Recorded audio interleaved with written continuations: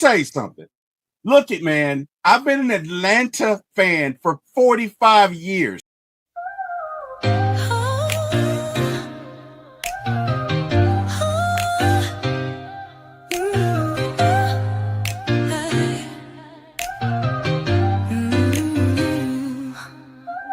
Late night vibes, we're turning up the heat. T-Will on the mic, can't accept defeat. My ATL sports show, he's running the game. Atlanta Falcons fly high, you know the name. In the heart of the A, where the pride runs deep. From the Braves to the Falcons, he's keeping it real, no sleep. He's got the scoop, every player, every play. Bringing the thunder every single day. T-Will, shining bright on the airwaves, bringing sports tonight. Atlanta heart, with a soul so free. My ATL sports show is the place to be. Hey, welcome, NFL sports fans to the T-Will Depot Vibes. Jordan Burton, NFL Sports Talk Show Friday night. Jordan, how you doing tonight, brother? All well?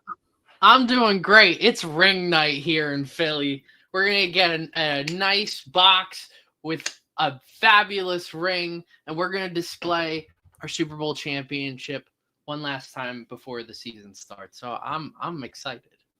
Yeah, you're a little too excited for me about I don't know what you said, but you have that stuff you said you could really keep, but I mean, whatever, dude. I mean, I guess somebody's got to get a ring night. It just so happens to be you got. No, I'm kidding, man. Hey, very happy for you as a friend, as a fan. It sucks. But as you are my friend, of course, I'm ecstatic for you. And hey, man, I'd be lying if I said I hope you enjoy it.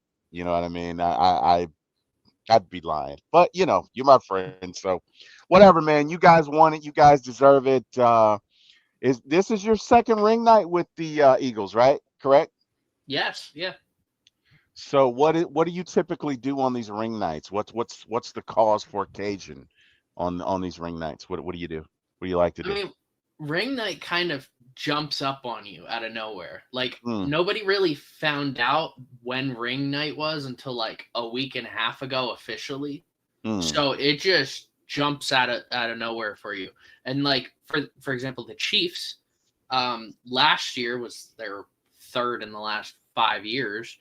So they didn't really officially announce it, and they just kind of showed up and called it a day. It's more of a inside like celebration within the team. You won't see ESPN, CBS Sports, Fox Sports. You won't see any of those people in there, but you'll see the Eagles marketing team out there. This is more of a celebration from within the team. Okay, that's fair. Well, either way, man. Hey, enjoy yourself. So we got a lot of segments for tonight's show. One of them that we are doing is called Seven Stories for Seven Jerseys. And as you may have guessed it, that's right, it's starring my guy, Jordan Burton, as Jordan has a whole lot of NFL jerseys. So, Jordan, I noticed that you're wearing, I believe, a Cincinnati Bengals jersey. Mm-hmm. Mm-hmm. And I'd like for you to start off with your first story as you're telling seven tonight. What's the story with this jersey from the Bengals? If you Yeah, would, sir, go ahead and regale us with that tale. yeah. Well, here's this jersey I got from a family friend. Let me find actually where I was writing my script. There it is. So, this is probably my most heartfelt jersey that I own. Okay. Devin Still, back in 2013, 2014, his daughter had cancer. Oh, wow. Young daughter. She was, I don't know how old. She might have been 5 years old, 6 years old. So she had cancer, and the Bengals decided to now. let me put some backstory into jerseys and how they work on like NFL Shop and Fanatics. Okay. So you won't see all 53 guys on your team. You're not going to see all their jerseys on NFL Shop or Fanatics. That's why they have the custom option for you. So Devin Still was not this like starter by any means. He was a backup defensive tackle. He went to Penn State. We are. And his daughter got cancer, and the Bengals decided to make his jersey public, and that all the proceeds would be donated to supporting pediatric cancer research. So I did not buy this jersey. So around Christmas time of 2014, a family friend had bought this jersey, and they didn't really wear jerseys, but they wanted to just buy it for donating, and they wanted to just give this jersey to anyone who actually would wear it. And I obviously wore a lot of jerseys. Right. I mean, I have two stories about these two jerseys behind me, but he reached out, and now I have this jersey. This was it was definitely my most heartfelt jersey that I own. Now with every jersey, there is a little bit of a twist, no matter if they're heartfelt or not, because I have this jersey curse. And this one kind of sucks. So after I got this jersey around Christmas time. So after I got this jersey, and he would only go on to play 2 more games for the Bengals. Oh, wow. He would be cut before the 2015 season, and then he would go sign with the Bengals or with the Texans. So I got this jersey. Then he goes and only plays 2 more games. So, there's the little curse in it. But I'm really glad to wear this jersey. This is one of those jerseys that I think if you went into any stadium in the entire world and wore this jersey, I don't think anyone should be like shouting at you. If anything, you're like, all right, I respect that. Yeah. Yeah. No. Well, if you know the story, right? Yeah. And some of these fans don't know the story, but definitely heartfelt, man. Definitely heartfelt. Definitely felt that one. And hey, man, good on you, and good on your family member for purchasing that. And hey, man, I just love it when stuff works out. So I am all about that. The Braves, by the way, just took a 7-0 lead over the Yankees. I just, it has nothing to do with what we're talking about, Jordan. I know. I just felt the need to say that, I'm sorry that your Phillies are winning by 1 run, and that the Braves, of course, first place are winning by 7. So I just barely winning. I just thought I'd throw that out there. Anyway, man, hey, we got a show to get to. Let's do it. What do we have here? What? Falcons trivia. First thing we got. All right. So the year the Falcons joined as an expansion team, and it may not be the year that you think, but Jordan, you know everything when it comes to football. You're a history buff. So give me the year the Falcons joined the NFL as an expansion team. Well, kind of like most teams, the year that they actually join the league isn't the same year that's their first season.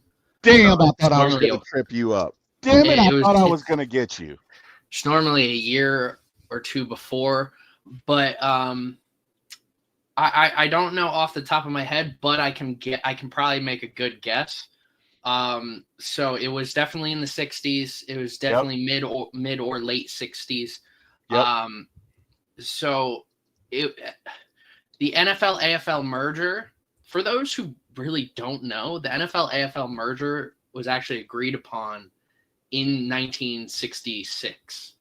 So that's when the NFL and AFL actually agreed, but it didn't get finalized until 1970. So that's how we got the NFL AFL merger. So my guess is that the NFL had plans in 65 to have these discussions with the AFL. And I think it was 1965. God damn, you're smart. Because it was 1965. And I just like the way your brain works because you totally figured that out. And, yeah, it was. I'm kind of a little pissed too because I thought I stumped you, but of course you MacGyvered your way into that. So I mean, whatever, dude. But yeah, you're 100% right, man. It was in fact 1965. Of course, the first year the Falcons played was 1966, but the year that their franchise is recognized for the beginning is 1965. So you are 100% correct. And you, sir, are one for one, but it gets a little more difficult as we go on. So, second question: who was the first player drafted by the Falcons? He was Captain Falcon, And that would be Tommy Nobis. Tommy Novus, indeed. You are on a roll, sir. You know You how I are on a found out roll. about that? So I didn't really know much about Tommy Nobis, but Chris, A1 Forever, uh, we used to do hashtags when I started Old Tegacy and before it was called Old Tegacy. And his hashtag for 5 years, 6 years that he was a part of us was Captain Falcon. And I had wondered, like, when he chose the name, why he chose it, and I did research, and Tommy Nobis. I see that guy's mama raised him right. There are new reasons every day why I realize Chris is my guy, man. That his mama raised him right. You know what I mean? Mm-hmm. Because most guys his age wouldn't even recognize who Tommy Nobis Mm-hmm. is or was. And guess what? We've got a new addition to the show. We got Mr. Debo Vibes in the building. Debo, what it do, man? How you doing, brother? All well? Yes, sir, man. How you fellas doing? Man, we are doing well. It is good to talk to you, brother. Saw you last night on Ryan the Historian show. As always, man, you did not disappoint. Way to represent our show, way to represent your show, way to represent you. Tremendous show. And we're happy to have you tonight. Also, we got Mike in the chat saying, fellas, what up, shouty? All right. So, Debo, we're in the Falcons trivia and Jordan is kicking ass. He is 2-0 so far. I wish you could have seen the way his brain worked in regards to figuring this out. Like, I don't know. If I had half Jordan's brain, man, I think I'd rule the world. You know what I mean? But anyway, Yeah, I concur. you know what I mean? I mean, it's Jordan's one smart MFer, man. I'm working on my cousin, but he is one. There are times where just the only adjective to describe or the only noun to describe someone is MFer, and it applies here. Jordan is one smart MFer, man. Anyway, uh, Debo and Jordan, who holds the Falcons franchise record for most career rushing yards? Gerald Riggs. Damn, you see that, Jordan? Mm-hmm. Debo comes off the bench dropping threes. Yeah, Gerald Riggs Damn. all day. Number 42 did his Okay. thing, man. Absolutely, sir. Okay. Mm-hmm. Okay. Okay. All right. All right. Now, let's see. We're 3-0 so far. Well, y'all are 3-0. Let's see. Let's see where we can go. Who was the first Atlanta Falcons head coach to retire with a winning record? I want to say with an upper eyebrow, Mike Smith. I was thinking Mike Smith too. I mean I don't know who else it would even be. Right. Because we've had marginal. The Falcons organization has had marginal head coaches. Mm-hmm. All right. Think Mhm. 70s. 70s. Think 70s head coaches. Think 70s. Oh, Grits Blitz.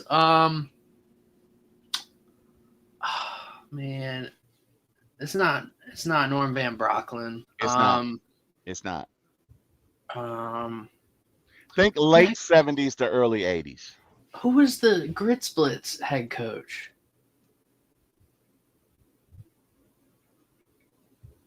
I don't know. That one's gonna Debo? annoy me. Debo, what you got? Late 70s or early 80s? I'm stumped, bro. Like I said, I thought it was Mike Smith. All good, man. It's Lehman Bennett. Lehman Bennett. Lehman Bennett. You Hmm. guys are still 3-1. You are still doing great. Last question. First Falcon to amass 500 career receptions. That's gotta be Roddy. I knew this would trip some folks up. I don't think it is Roddy. It's not Rising because he didn't play long enough. It could be Tashawn Mathis. Now, if No, you're talking, now, no, are you talking about the whole his whole career as a Falcon or his no? whole career, 500. Yeah. Well, yeah. First Atlanta Falcon, and you're onto it. The first name is wrong, but the last name is correct. Jordan. Just think Oh, about it. Terrence, Terrence Mathis. correct. Very good. Yeah, it's not Tashawn Very Mathis. good. I'm thinking of Very another good. player. Yeah. Very good. Terrence Mathis didn't spend his whole career as a Falcon. Correct. No, you're right. Because he played with the Jets, right? Right? Yeah. Right. But he did catch 500 balls as a Falcon. He did catch 500 balls as a Falcon. Gotcha. So, Okay. uh, hey man, you guys were awesome. You guys did great, man. You guys did great, awesome. You did a whole lot better than I would have done. We got Patriots 12 in the building, 28-3, dude. Really, Patriots 12. Really, 28-3. That's the first thing we're gonna start with. You know what? I tell you what, man.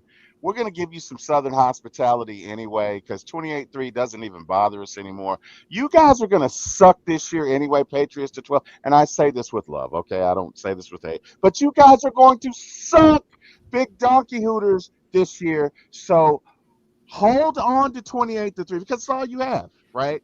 You know, your team sucks. You've got a new head coach. You've got a new team. You're probably going to suck for the next 3 or 4 or 5 years. I get it.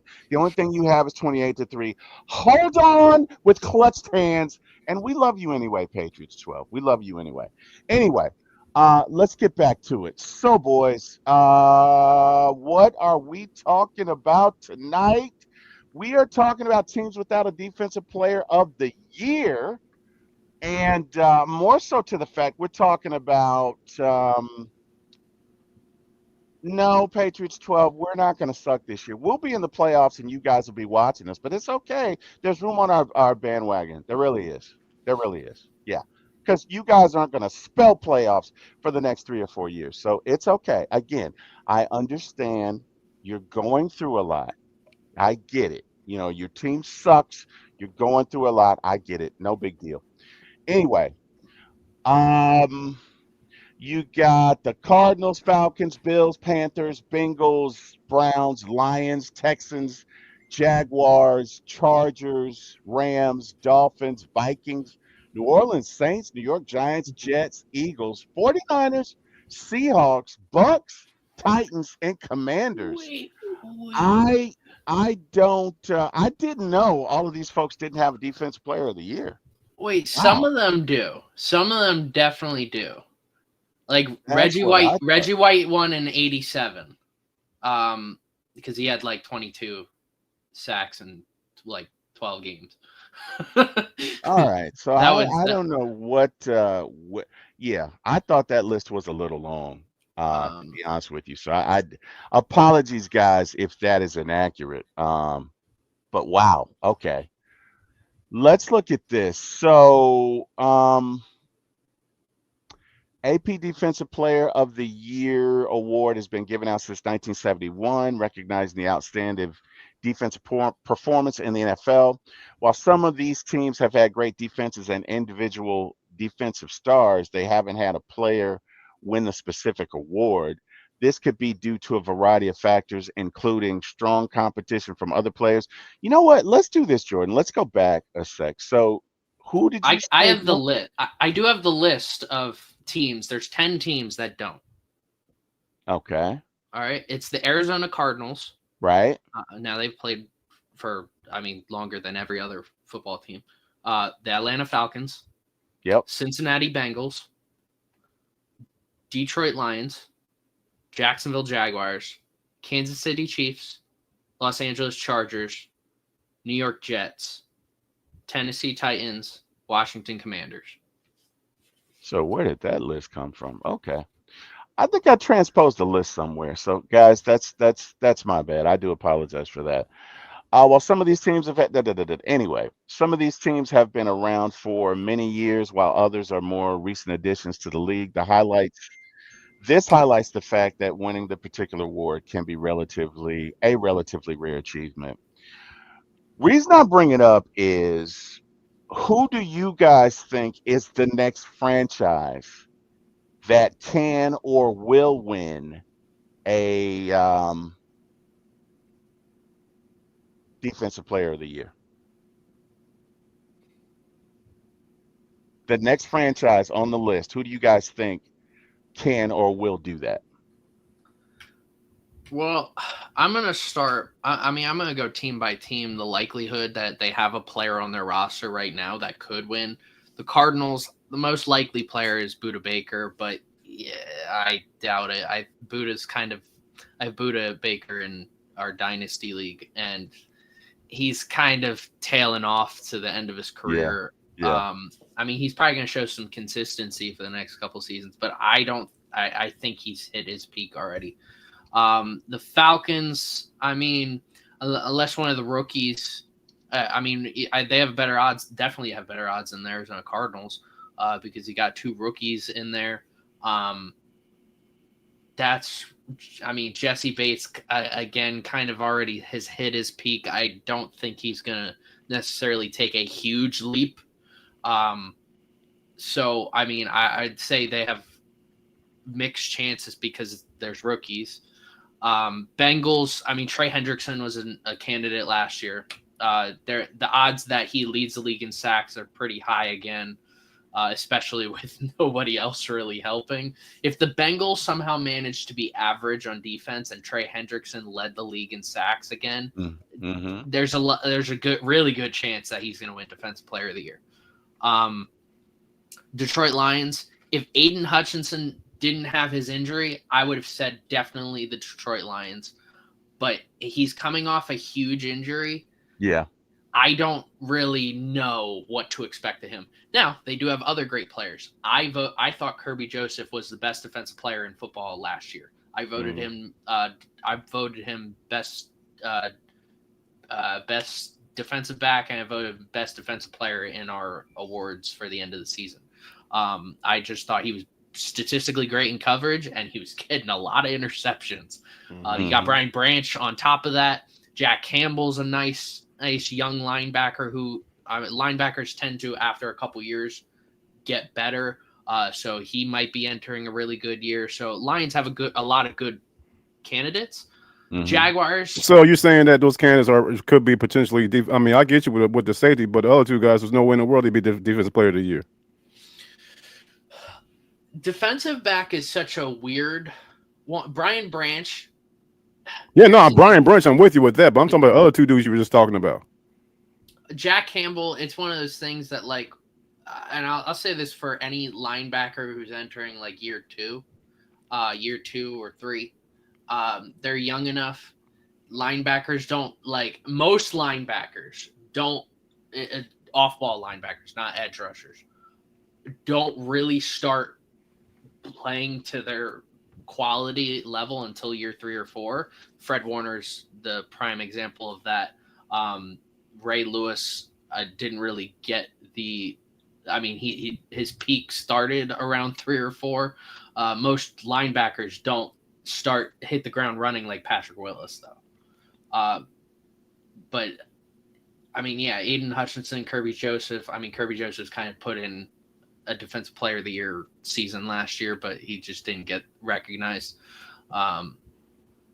Lions, I have right below the, what was it? The Bengals, because of what Trey Hendrickson did last year, and the fact that he has no help. Jaguars, Josh Hines-Allen is the only guy who could do anything, but I just don't know how he can really do all that much. I think Atlanta's got better odds right now, unless somehow the Jaguars have one of the best defenses in the league and he's leading the league in sacks, but I really doubt that. And he's really talented. He's one of the best edge rushers.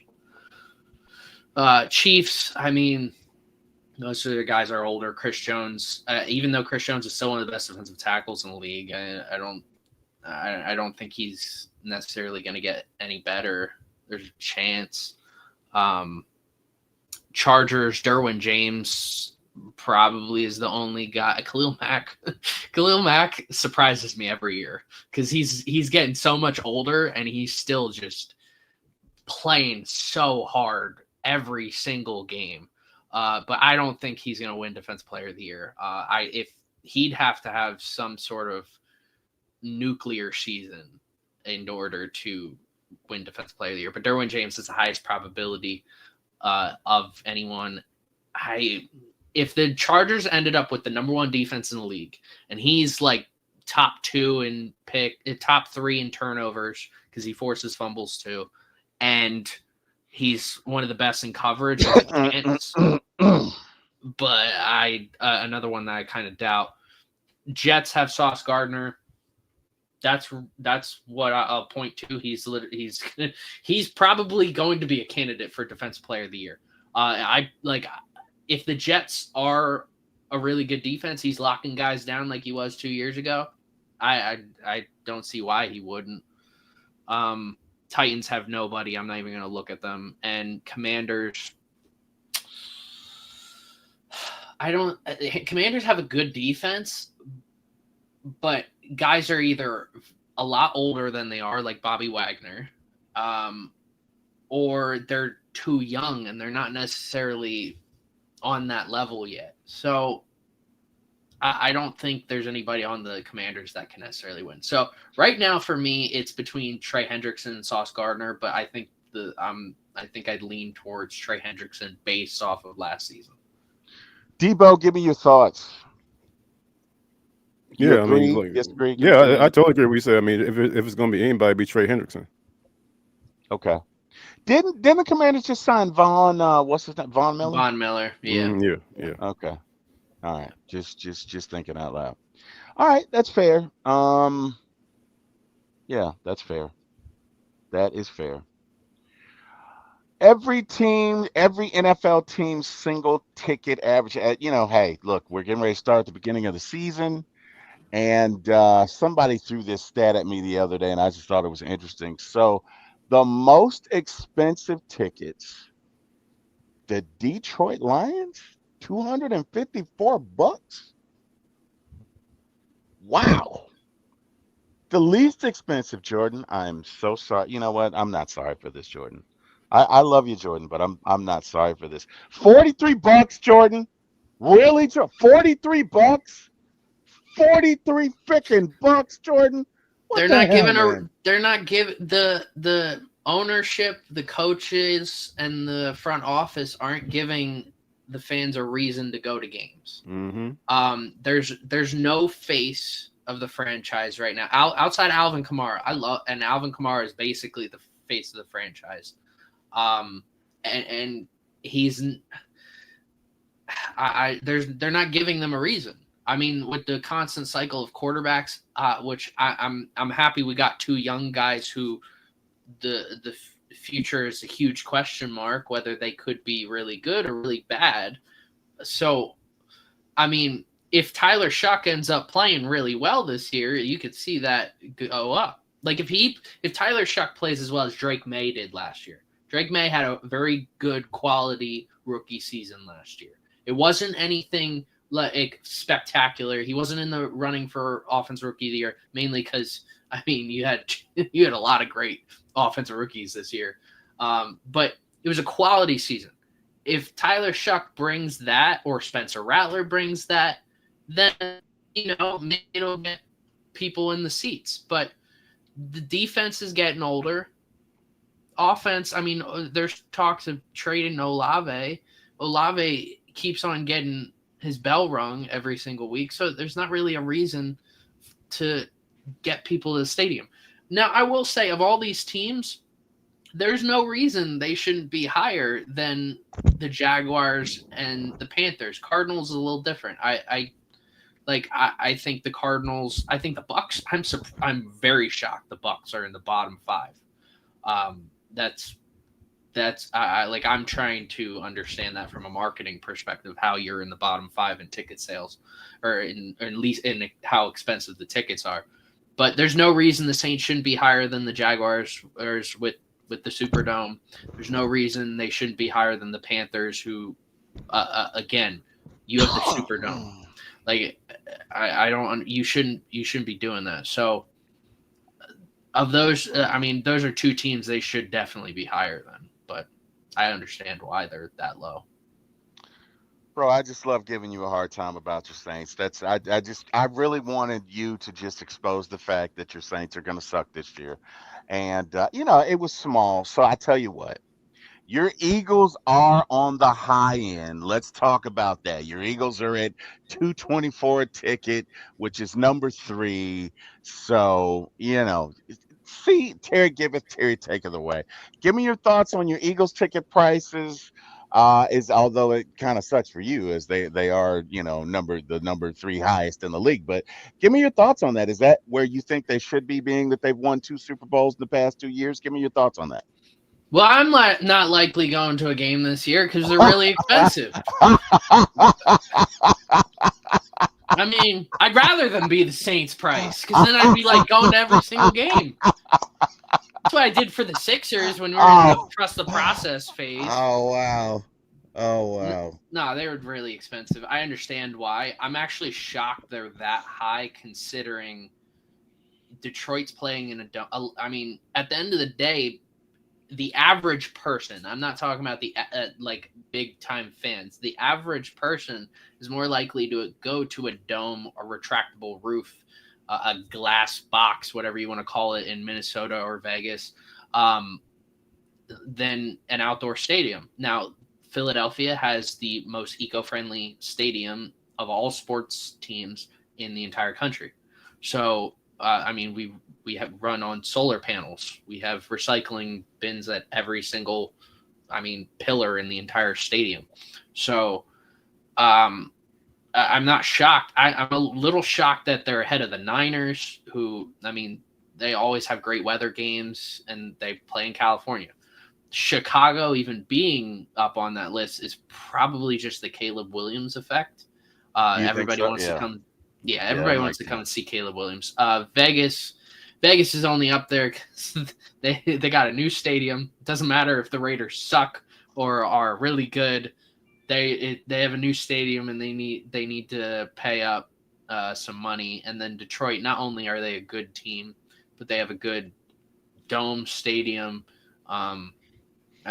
Detroit makes the most sense. If you didn't show me any of these teams and asked me who I thought had the most expensive tickets, I would have said Detroit. Yeah. Well, I tell you, what's interesting is that I agree with you. I don't know what the Bucks are doing on this list, but the only thing I can think of is that Florida in general is where a lot of folks go to retire. Mm-hmm. And I don't know if maybe, you know what I mean, folks down there just don't prioritize it like that. I mean, there's typically, and correct me if I'm wrong, Debo and Jordan, but when it comes to Florida teams, there's typically this lackadaisical.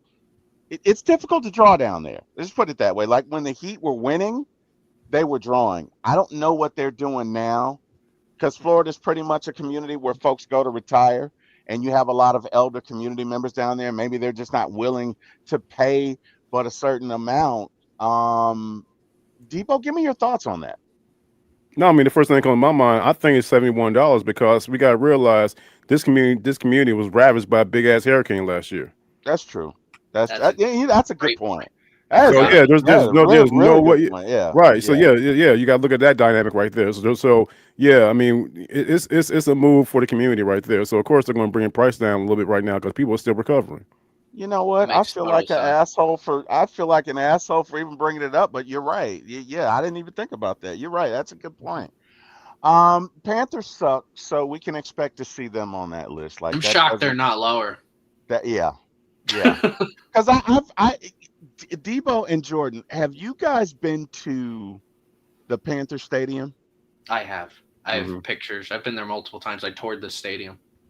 I've heard it's not the greatest. Is can you confirm or deny that? Like, is that true? I've heard it's really not a good stadium. It's really not a good from a fan perspective, from a seating perspective, it's really not good. But Jordan, being that you've been there, give me your thoughts on it. I mean, I lived in North Carolina for a couple months, and I got to see I forget Charlotte Speedway, which was fantastic. Highly recommend that to fans at some point.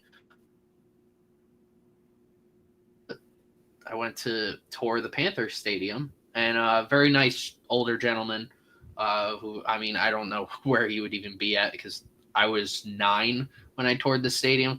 They haven't made much renovations. They've added a bigger screen, but not much renovations. Like I have Mm, pictures still, and it's just I described it to people as it's just a big blue bowl. Like mm, it with all the seats. I mean, it there was nothing that stood out. I visited most of the stadiums on the East Coast, um, most northeast coast, like from the Charlotte area north all the way up to the MetLife Stadium, and it outside of the at the time Redskins Stadium was the worst stadium. But I would put the Panthers next of all the stadiums that I've been to and looked at. That's the second worst stadium that I've ever seen. okay, fair enough. Eric, you're in the chat. Give me because I know you've been to Panther Stadium a lot, an awful lot. So if you have anything to offer on that, Eric, let us know because I know you've been there. So our Atlanta Falcons are average ticket is around $111.54, which is kind of, I guess, middle of the road, right? This Mm. is the general admission ticket based on the 2023 data. Now, I don't know what the data is for 2025. I don't know that's available. I did a search. I couldn't necessarily find it for the 2024 season. But what I will say about the Falcons experience is the one thing I love about the Falcons experience is the game day from a food perspective, it's very affordable. I don't know any other stadium in any sport where you can buy a hot dog for 4 bucks. You know, you can get a full meal for 20 bucks. I don't know any other stadium situation like that. So for me, even though it's certainly not the most economically feasible price, but it's worth it if you add in the fact that the food is, dirt cheap if you need be, right? So if you're taking a family of 4 to other stadiums, let's say your tickets are 71 bucks, right? But with the food and all of that for 4 people, you're coming out of there spending no less than 500, 600 bucks. Whereas if you go to the Falcons and let's say you go family of 4 or whatever, what, 450 or whatever, but with your meal, you're probably coming out at less than 500 because you're not, again, if you're conscious of it, you can get a Coke, a hot dog, some chips, all of that for under 20 bucks. You multiply that by 4 people, that's, 100 bucks. So I really like that about that. Jordan, you've been to a lot of places. Debo, I know you've been to some places. Can you think of any other location where the food is as cheap or affordable in the NFL or in any sport for that matter? And Debo, let's start with you. Yeah, no, I mean the Falcons. I mean, as in reference to the food and the beverages and everything, the Falcons are the cheapest ones. Mr. Blank has set the standard for taking care of fans in reference to that. And to be honest with you, man, those hot dogs ain't $4. They're like $2. Yeah, I couldn't remember, bro. I knew they were under 5. I Hmm. could, but thank you for that. Yeah. But yeah, I mean, bro. You could eat a couple of meals. That's the great thing about that. Like I went to two Falcons games last year, and I had a great time. Number one, because I could eat whatever the hell I wanted. Like and I mean, let's face it, I obviously don't miss a meal. So food's important to me, You just Yeah, said like that, not us. yeah, for I'm, sure. I'm honest. Hey, one thing. Look, one thing you guys can't say. I can laugh at myself, man. So whatever. Like it doesn't bother me. But anybody who knows me knows that this baby I'm carrying around is well earned. Okay, I don't miss a meal. And when I tell you I had a great time both times I went to the Falcons, I had a great time. I had a great time. I think we lost both games, but I had a great time. The food was great and it was delicious. Like the hot dogs were great, the beer was great, the everything I had was great. So anyway, just my thoughts on that. I think Eric should be joining us here in a minute. I just sent him the link. But I to be honest with you guys, I can't think of another venue in sports where the food is as affordable. And when I say that, I'm thinking about basketball, football, um, baseball, hockey. I don't know, Jordan. Have you ever been in any hockey games? I have not been to a hockey. I mean, I've been to a Lehigh Valley Phantoms game, but I've never been to a Flyers game. I will say this. So I was looking at like where the Falcons are for their average ticket price. They're at $81. They're For this seventh year? cheapest. Yeah, for Okay. 2024. So they're the Okay. seventh cheapest ticket. But in terms of food, now I work for Sodexo, who who does food and catering and stuff like that at Mercedes Benz Stadium. Um, and I mean that was one of the places that I looked at when I first got hired by Sodexo. I was like, all right, well, are they in sporting events? Um, but they have the cheapest just concessions in all sports. The Falcons do, and it's making them a profit on top of it's somehow making them a profit, Hmm. and it's just because at the end of the day, people are still going to buy the money, whether it's expensive or cheap. But Arthur Blank's just making it more accessible to everybody, and I appreciate someone who's willing to do that for their community. Hey man, I can tell you why it's making them money. Because as we know, I am a fat bastard. And one thing about fat bastards, we like to go back for more. Okay. So case in point, Workout. the two Falcons games that I went to. Okay. I didn't just have one hot dog, Jordan. I didn't just have two. I'm not gonna tell you how many I had, but it was a great time. Okay, it was a great time. I had all the hot dogs, burgers, it was great. Okay, so when the food is more affordable, people tend to go back and buy more. You get what I'm saying? So yeah, I can definitely see why that would be possible. Profitable. I'm sorry.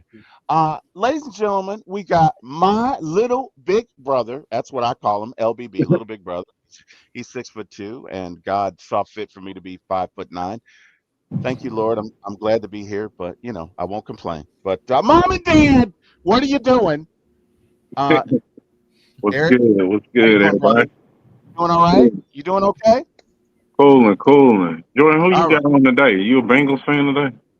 This is No, he's Devin Still. Devin Still.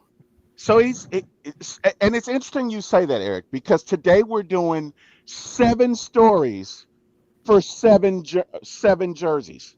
I almost messed it up. 7 stories for 7 jerseys, right? So Jordan. Oh shoot, Yankees just got a hit. Damn it. Okay. Anyway, whatever, Jordan. We're still up 7-0, and you guys, we don't even know if you're going to win your game. So whatever. But Jordan, it's probably about time for another jersey. So, do you have another jersey and another story that you can regale us with, sir? Yes, I do. So, let's go with my first jersey that I ever bought. So this is a Donovan McNabb jersey. It is a generic jersey. I'm pretty sure I got this at Ross. There's no, it's not Reebok, even though that was the year the NFL was doing it. It's not like this fantastic jersey or anything. I mean, it's very generic. But that's not the whole point of this. So on top of this being my first jersey, this is where this like jersey curse for me began. So when I bought this jersey, exactly 1 hour later, Donovan McNabb was traded to the Washington Redskins. Damn. So, yeah. Damn. Wow. Uh-huh. I didn't mean to say that out loud, Jordan. I'm sorry. And the Mike Vick era started. I loved it. Well, the good news, Jordan, you only paid $15 for that jersey, so you're good, man. There you go. Yeah. There you go. One thing about Jordan, he's fiscally responsible. So Eric, bro, you one thing about you, and hey, you guys know my brother, so you know him. He's one of my favorite people on the earth. We talk all the time. But one thing my brother does is he's traveled to different stadiums. So you've been to the Panther Stadium a couple of times. Yeah. Is it very true that it's a very poor facility? Because I've just heard it's not a good facility. It's just give me your thoughts on it. You've gone multiple times. Give me your thoughts on it. Shit, the Yankees just scored. Damn it. Okay, sorry about that. Anyway, no, they didn't score. Dude's on third. Okay, I was sorry. gonna say your TV fast as hell if they just scored. No, I thought he scored. That's my bad. Sorry. Go ahead. Okay. Give me your thoughts on their facility, Eric. It's it's kind of like a college stadium. It ain't it ain't your it's an older NFL stadium, so it kind of looks like a college stadium. It's not as fancy. It's nowhere near the Falcon Stadium. It's not even the Georgia Dome was better than the Panther Stadium. Okay. Yeah, my best comparison would be it's kind of like going to a college game with how the stadium is, and do not buy tickets at the top of that shit. You might as well stay home and watch TV. The TV give you the best view anyway, but you can't really. They look like ants in there if you're at the top of that stadium. Like you can get a ticket in the bins up at the 300, and it's really no bad seats in there. You can still see the game just fine. In the Panther Stadium, when there's the definition of nosebleed, you don't want to go in there up top like that. And if it's cold or raining, I wouldn't even go. It's Yeah, not. Go ahead. that's a good point. That is a very, very good point. That's an excellent point. And I'll tell you why. So the game that I went to in 94 when the Falcons played the 49ers, I was on the 50-yard line, but I was way up. And it was not, and that was in the dome, and that was not a great experience. Going to our current stadium in the Benz, to your point, Eric, there's not a bad, the way that was designed, from the engineering perspective, there's not a bad seat in that house. Mhm. From any vantage point, you can see, and you're not looking at like little bitty dots. It's not looking like ants. Okay, Right. yeah, they just scored now. Damn it, bummer. Literally, Why bummer. would they lose? Yeah, I know we're gonna win, but damn it, Aaron, bummer. Anyway, but there's not a bad vantage point to view in the Mercedes-Benz Stadium. And not only that, but you got that big ass jumbotron that even if you miss something, you can go back and look at it. So from that perspective, it's bar none one of the best experiences in sports. Other than the Benz, Eric, give me a stadium that you've been to that was a really good experience, other than the Benz.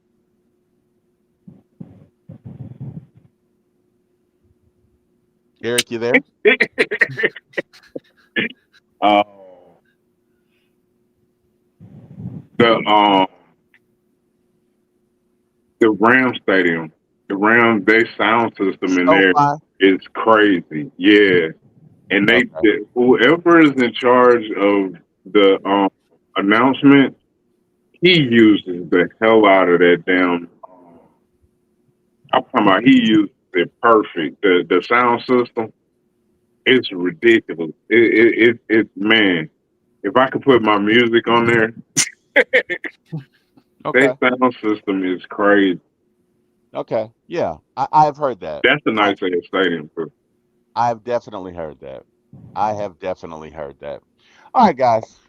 Moving on. Teddy Bridgewater was suspended um for apparently contributing to his players' success. So, former quarterback Teddy Bridgewater has been suspended from his position with Miami Northwestern Senior High School, his alma mater. The suspension stems from his alleged violation of Florida High School Athletic Association rules by providing impermissible benefits to his players, according to multiple reports.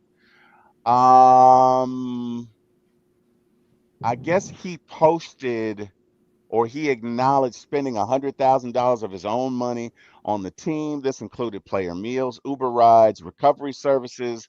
These actions are considered violations of FHSAA rules that prohibit coaches from providing financial assistance to student athletes.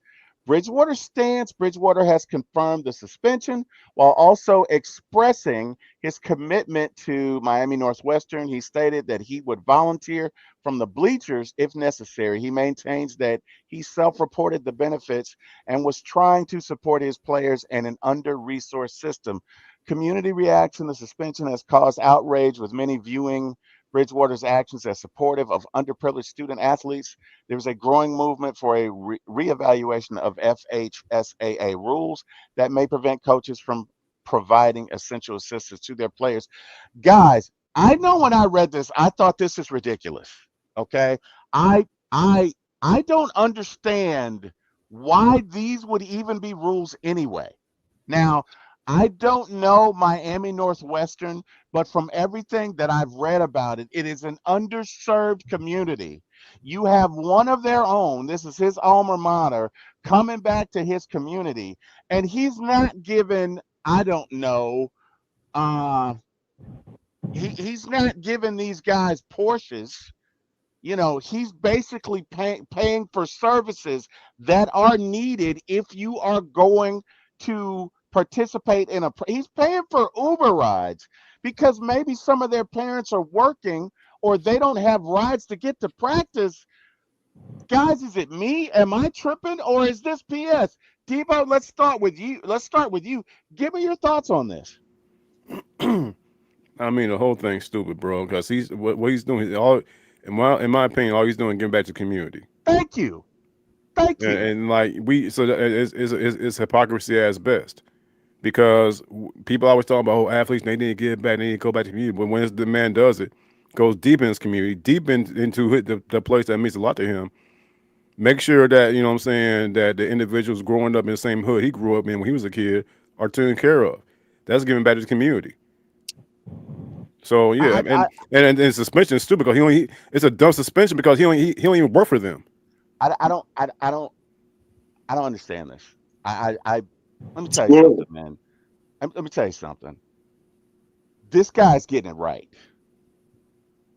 This guy's getting it right. Okay, 100,000, not 5,000. 100,000 of your own dollars that you're not going to get back. You're going to take it and you're going to invest it in these kids. And you don't know how many of these kids are going to go to college or whatever, but you're doing it out of blind faith to invest in your community. This is what America is about. This is wrong. This is wrong. This is wrong. And guys, I'm not trying to be repetitive, but this disgusts me. it's Okay, Florida, right? you said what? Florida. Yes. Yeah, But this is again. it's Florida. What do This you is expect? It's Florida. This is wrong, man. This is wrong. Exactly. It's This is Florida. wrong. No, Eric. That's bull. Eric, that is Florida's bullshit. bullshit. But Eric, no, Eric, Yes, this is it is. wrong. This is wrong, Florida's Eric. always doing dumb shit. This is wrong, Eric. This is wrong. This is If wrong. I just came out there, that's why Jordan's laughing because it's true. Florida's always doing some dumbass shit. That's just stupid, man. That It is is. stupid. I That's agree with you, but that it's is Florida. stupid. For me, what's hurtful is, guys. So many of these kids, man. You know what? It's crazy, but it's This, Florida. this was not my experience, but as I've become an adult, my kids know kids who, if they don't eat at school, they don't eat. You know what I mean? Like, what bothers me is when you take away from kids. I can give a damn what you do to adults. Hmm. These are kids, right? These are the only meal they may have, right, is going to school. They may not have a ride to get to practice.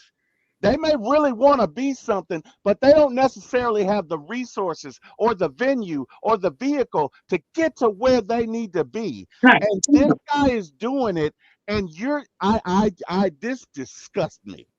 This is everything wrong with America right now. Everything wrong.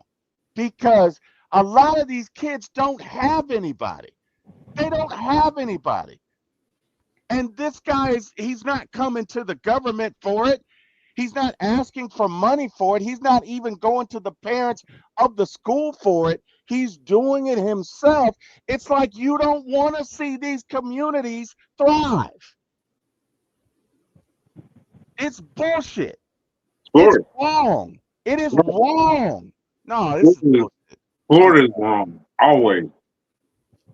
Guys, I don't mean to get emotional, but that's I look. I know kids like that.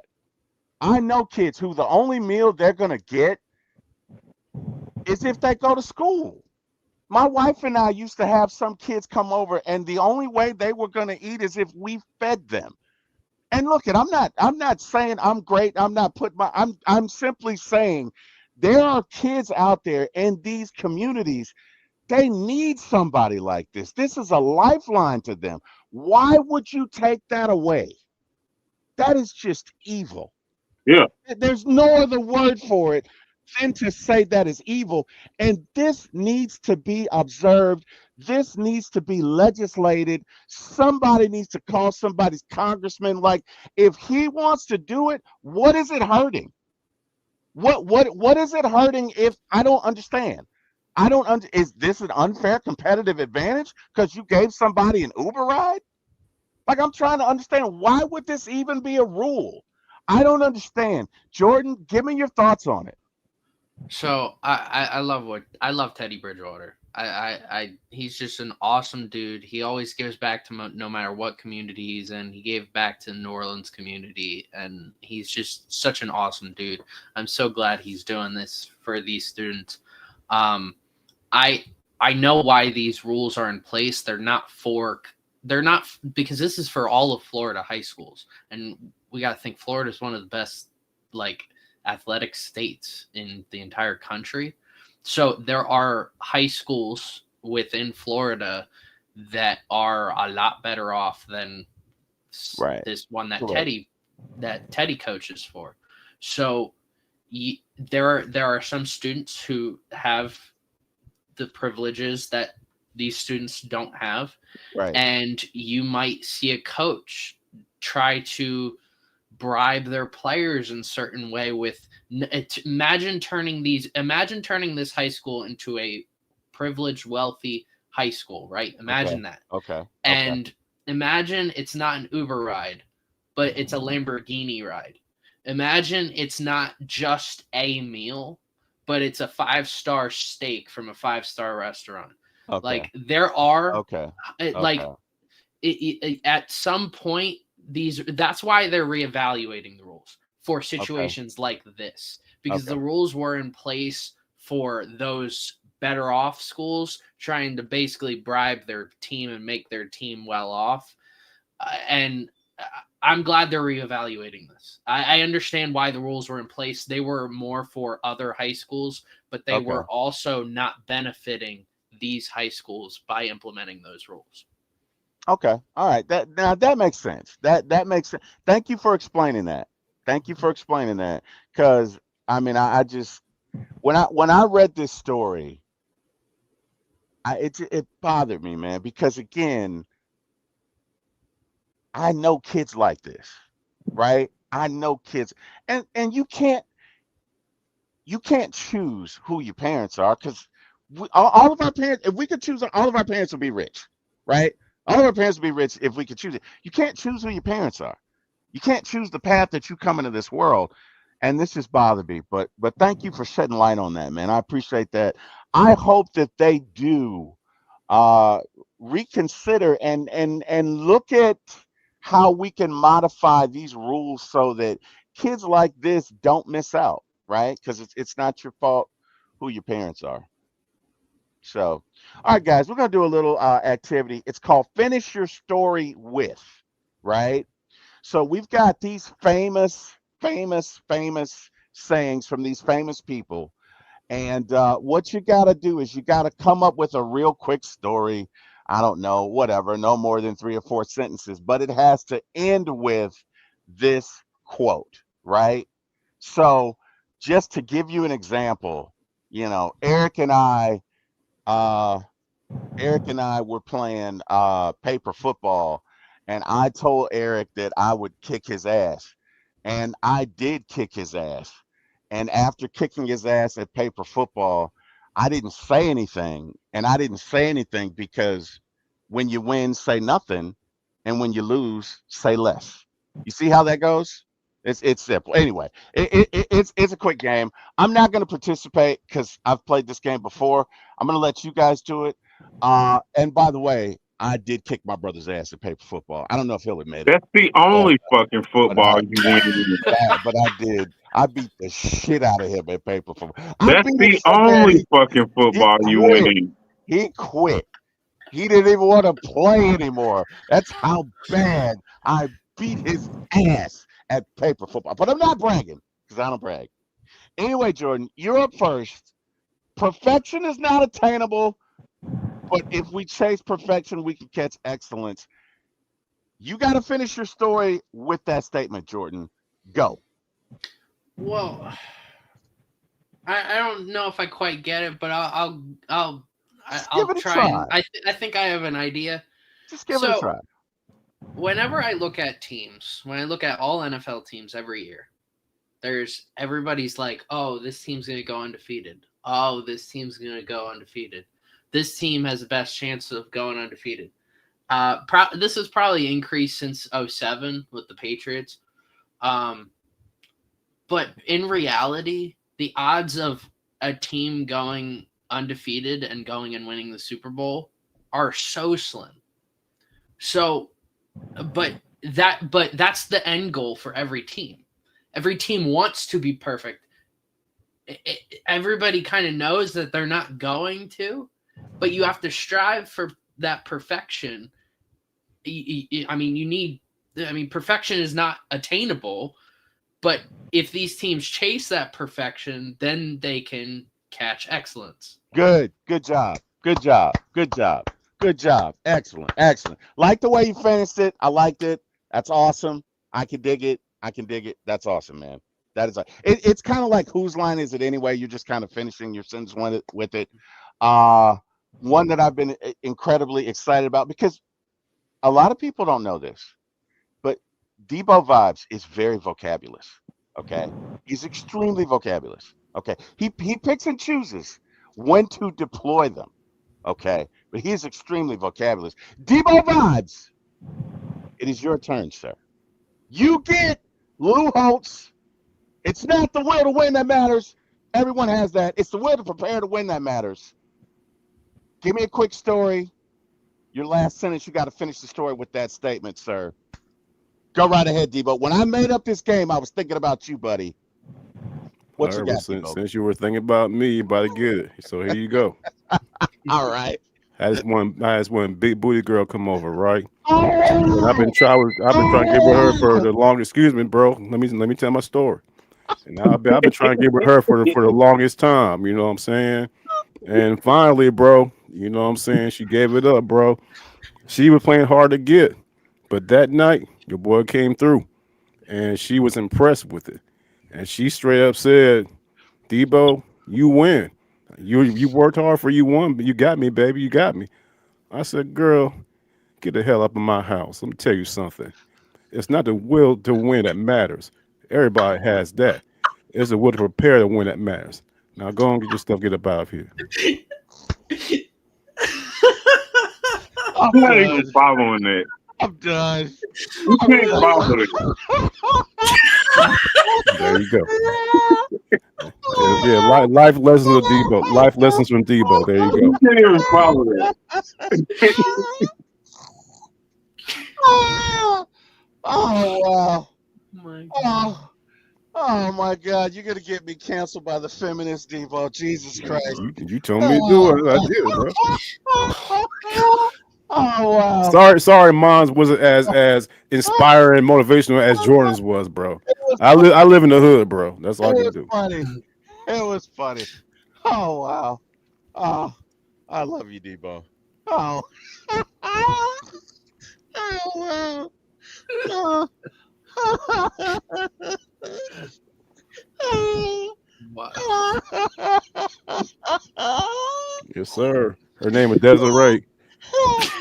You did not just drop names. Her name Oh is my Desiree. God, Man, Debo. it's like 20 years ago, man. Her Debo. name Desiree. No, no, Yeah. Debo. When Oh I God. was in Decatur, yeah, yeah, Desiree. That is great. So you know what, Debo? I'm gonna go to Ingles next week, right? And it'll be just my luck. I'm gonna write. It's your name. It's your name, T. Will. Are you?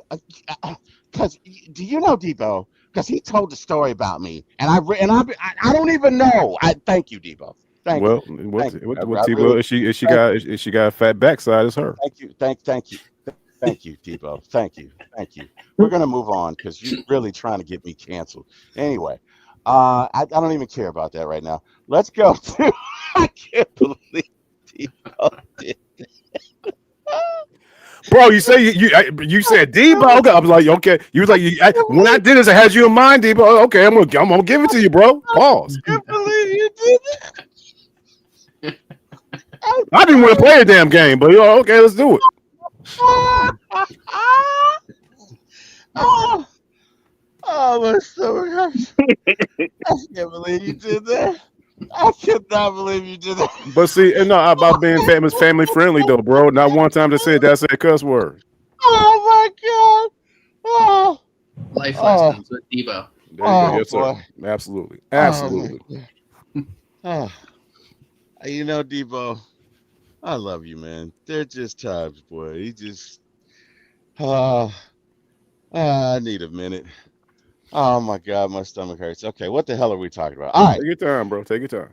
Oh my God, I was not ready. Eat some of that soup right quick, man. I was not ready for that.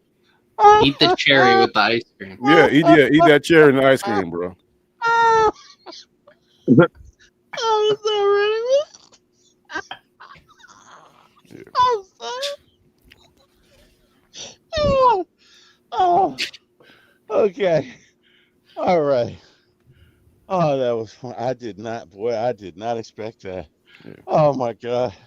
Yeah, you get tonight you getting Friday night, Debo, You man. know Hey, what? the party don't stop. You know what, Jordan? We're gonna meet about 15 minutes before every show. I gotta see that shit coming next time. Oh my God.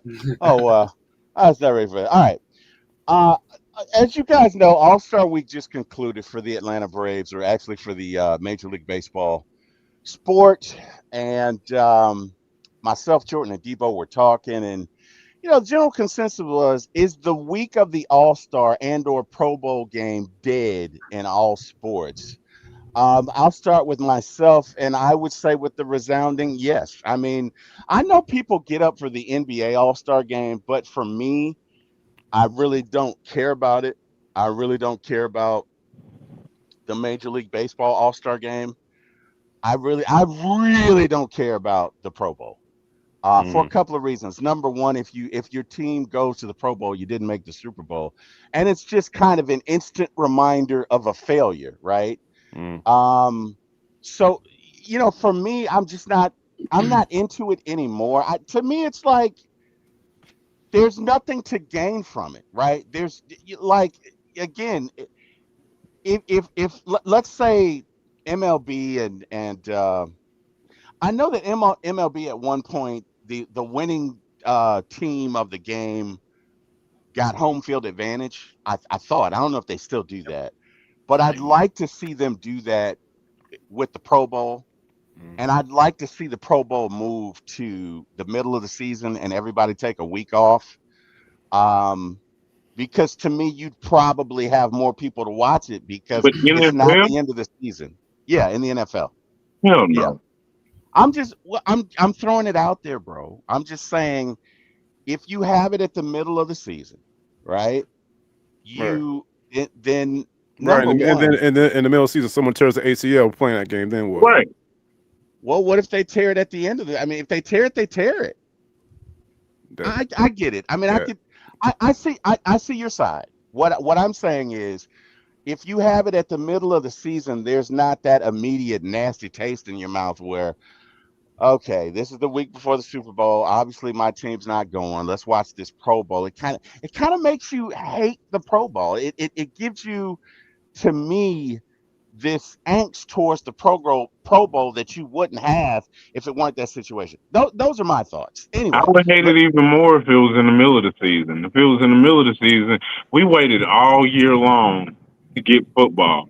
We get football, and now you want to pause it for in the middle of it for a stupid game that I don't want to watch.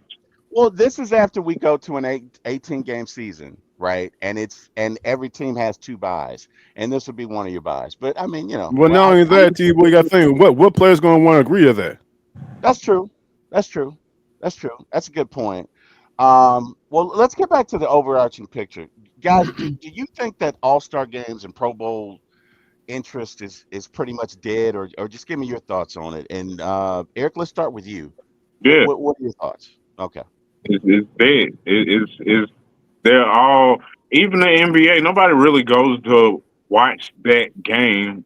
They go to dress up and try to meet some stars or some shit. It's not real sports fans that want to watch somebody play or have play a game. So Yeah. yeah, every one of them did. Okay. Agreed. Debo, how you feel about it? Yeah, I agree with what he just said. I mean, like I said, the NBA they done messed with the All Star game so much it don't make no sense no more. Yeah, Yeah. Yeah. I don't even They know done a made whole all lot. the newfangled rules and everything. As far as the Pro Bowl concerned, I don't watch it. When I think about a Pro Bowl, I'm thinking about AFC versus NFC in Honolulu going at it. Yeah. Yeah. right. They was playing flag football. Yeah, Yeah. exactly, bro. No, I Yeah. ain't, I no. when I think of the Major League Baseball All-Star game, I think of Pete Rose crashing into that catcher. I can't think of what his name. He may have ended his career. He definitely broke his arm, but being the best mattered that much back then. Like, Pete Rose crashed into this guy to score a run in a meaningless all-star game, but this was before all of the money and commercials and all of that got involved, and these guys were just playing for pride. And to be honest with you, nobody plays for pride anymore. And why would you, right? Like, if you're playing an all-star game, even let's say the major leagues, it's the middle of the season. Let's say that you're in a contract year. Next year, you got a new contract. I mean, you're going to go hard, but you're not really going to go hard because you want to finish the year. Because if you don't finish the year and you get hurt, that's going to impact your money as a free agent in the offseason. So I think the money and the impact is a large part of the reason why the players don't want to do it. But let's talk about the audiences. Jordan, give me your thoughts on why the audiences just seem to have disinterest in a lot of these All-Star and or Pro Bowl games. All right, well, here's my rant about all-star games, weeks, weekends, and I'll go through each league. So we'll start with the most recent, the MLB All-Star game and just All-Star week. Why on God's green earth are you advertising and putting the MLB All-Star game with the best players in the world on a Tuesday night at 8 o'clock. Yeah. Who's going to stay up for that? I had to stay Yeah. up for that because I had to post it. I was annoyed. I was frustrated. I got to watch Kyle Schwarber hit 3 home runs to end it. That was the ecstatic part for me. That was fun. But no, it was stupid. Why are you doing that on a Tuesday night? This is the worst day of the entire week you could have chosen at the worst possible time.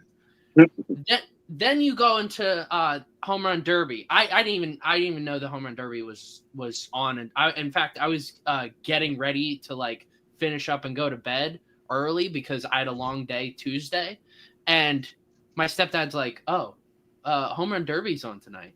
I was like, "What? It is?" And I had to watch Jazz Chisholm hit 3 home runs. Jazz Chisholm participated in the home run derby this year. You're doing that on a Monday night. They picked the 2 possible worst nights, and it's like, all right, celebrity softball game, whatever you did, that's fun and all. You did like that's just a quirky thing that like the NBA has their celebrity game. It's quirky.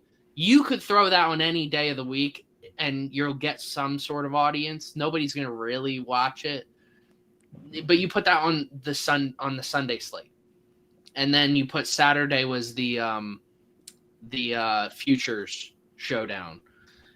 That just didn't make any sense at all. The whole scheduling for this, what they should have done is just shifted the whole week, pushed everything over, do Wednesday be the celebrity game, Thursday is your Futures game, Friday is your home run derby, Saturday is your All-Star game.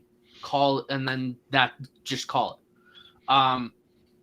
Then look at the NBA. I mean, I loved. There was a point where there was a renaissance with the slam dunk competition. Is when Zach LaVine was participating, Aaron Gordon was participating. Those were so fun.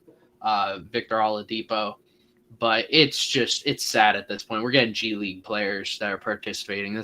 Nobody wants to participate. Like we don't actually know who the best dunkers in the NBA are because they're just anyone that wants to participate. That's why LeBron never participated. Right. And there's always the risk of injury for all these events, right? Right. I think the NBA had the most potential, but I don't even understand the All-Star game anymore. I like with the scoring system. That's what's wrong with the NBA in general, and I talked about that maybe a couple months ago, just how the NBA is trying so hard to create and make new things that they forget what the league was based off of. So they just don't know what they have. So they keep adding more and more and more and more with the play-in tournament. Like these are fun. 3-point contest at one point was debated in the conversation with the dunk contest with the increase in 3-point success among the whole NBA.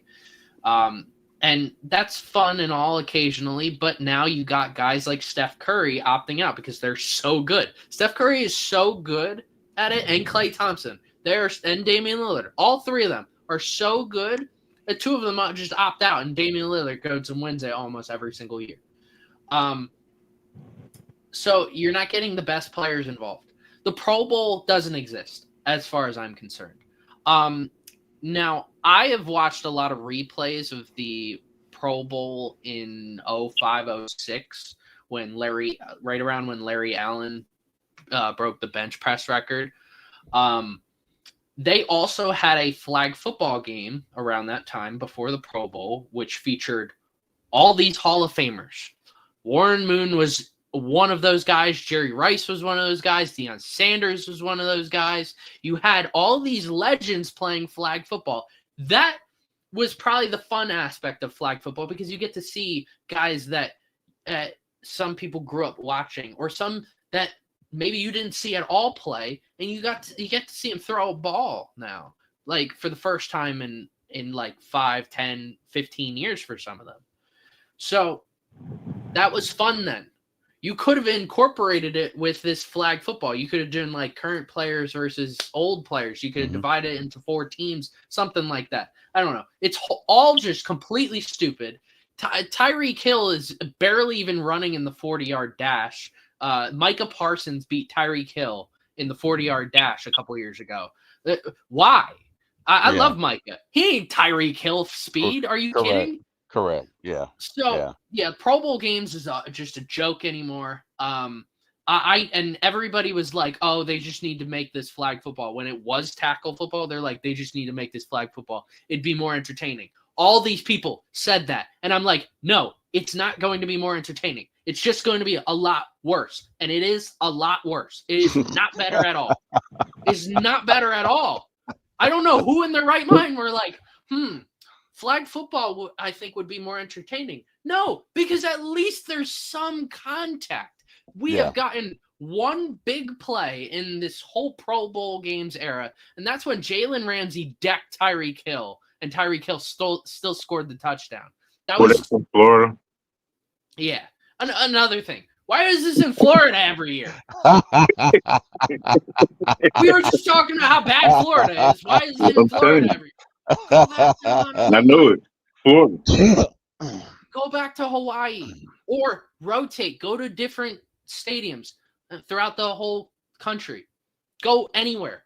But no, you're just stuck in Orlando, Florida. Like, that's going to make a big difference. That's just stupid. The NHL All-Star Game's pretty much been stagnant, but they introduced something different this past year. The Four Nations face-off, which was 4 different countries where players got to play for their home country. And that got like almost twice as many views worldwide than the All-Star Game did in the final. It was actually entertaining to watch because you were watching Canada, you were watching the US. I don't remember I think it was Czech Republic. I don't remember the other 2 countries that were involved, but it was mainly Canada versus US in the final. But that was fun to watch. And even people who didn't watch hockey were like, oh, when's this on? When's this on? Yeah. Because it was so interesting. It had nothing to do with the Olympics at all either. This was just something new. And now the NHL is going to be doing this every other year, every 4 years, something like that. I don't know. They're going to rotate that with the All-Star Game. And I think you can open this door to other things.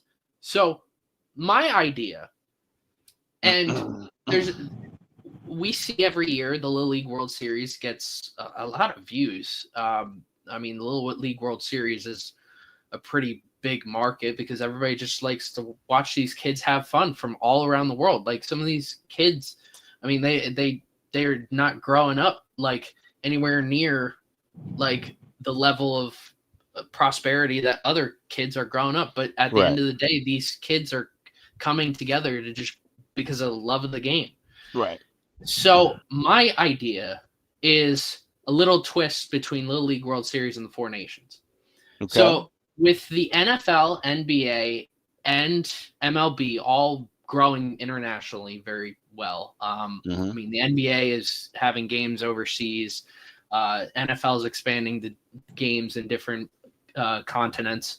And MLB is, I mean, obviously the MLB is a very big international market. Right. You could have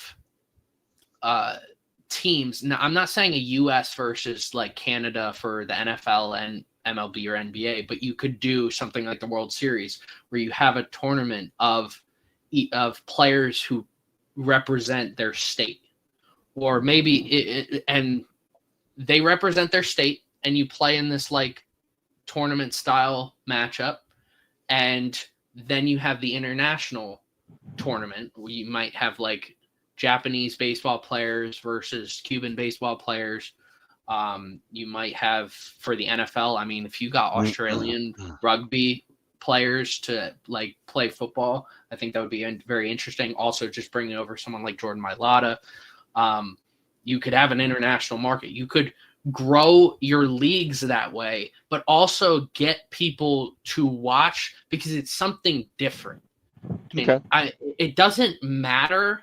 Like there because at the end of the day, if it was there's no way of fixing a conference versus conference game, because at the end of the day, it never mattered in the first place. Right. It even though you had a chance at home field advantage for the Super Bowl, for the World Series, it really didn't matter to any of those people, because they're like, I still just don't want to get hurt. Right. But now they get to represent their country, and that's something that none of them have ever even thought of. And that's why the Olympics with flag football is gaining so much popularity. I mean, I've only heard A.J. Brown say that he's not going to do it. Otherwise, like, there's been a lot of athletes that are very open to doing this and want to do this. A question, Jordan, for you. Who does A.J. play for again? The Super Bowl champion Philadelphia Eagles, who are getting their Super Bowl rings tonight. Anyway. Oh, okay. Oh, fair enough. Fair enough. Yeah, that's my rant.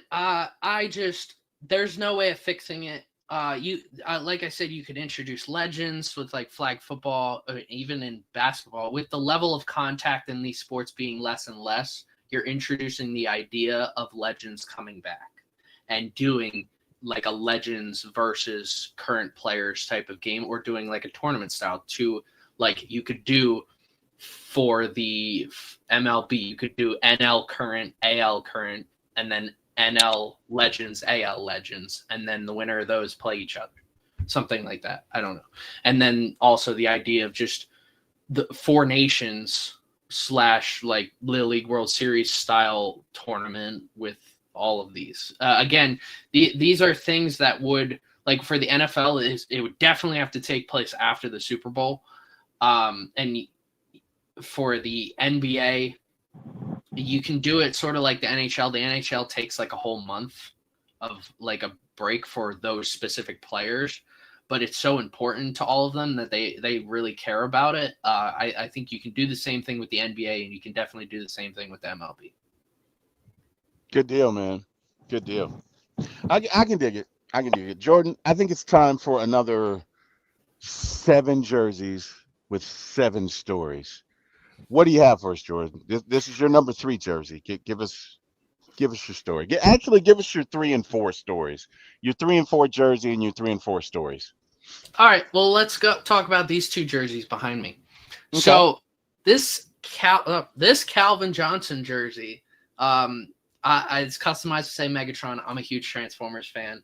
I love all the animated shows. I love the Michael Bay films. I love all things Transformers. Calvin Johnson is my favorite wide receiver ever.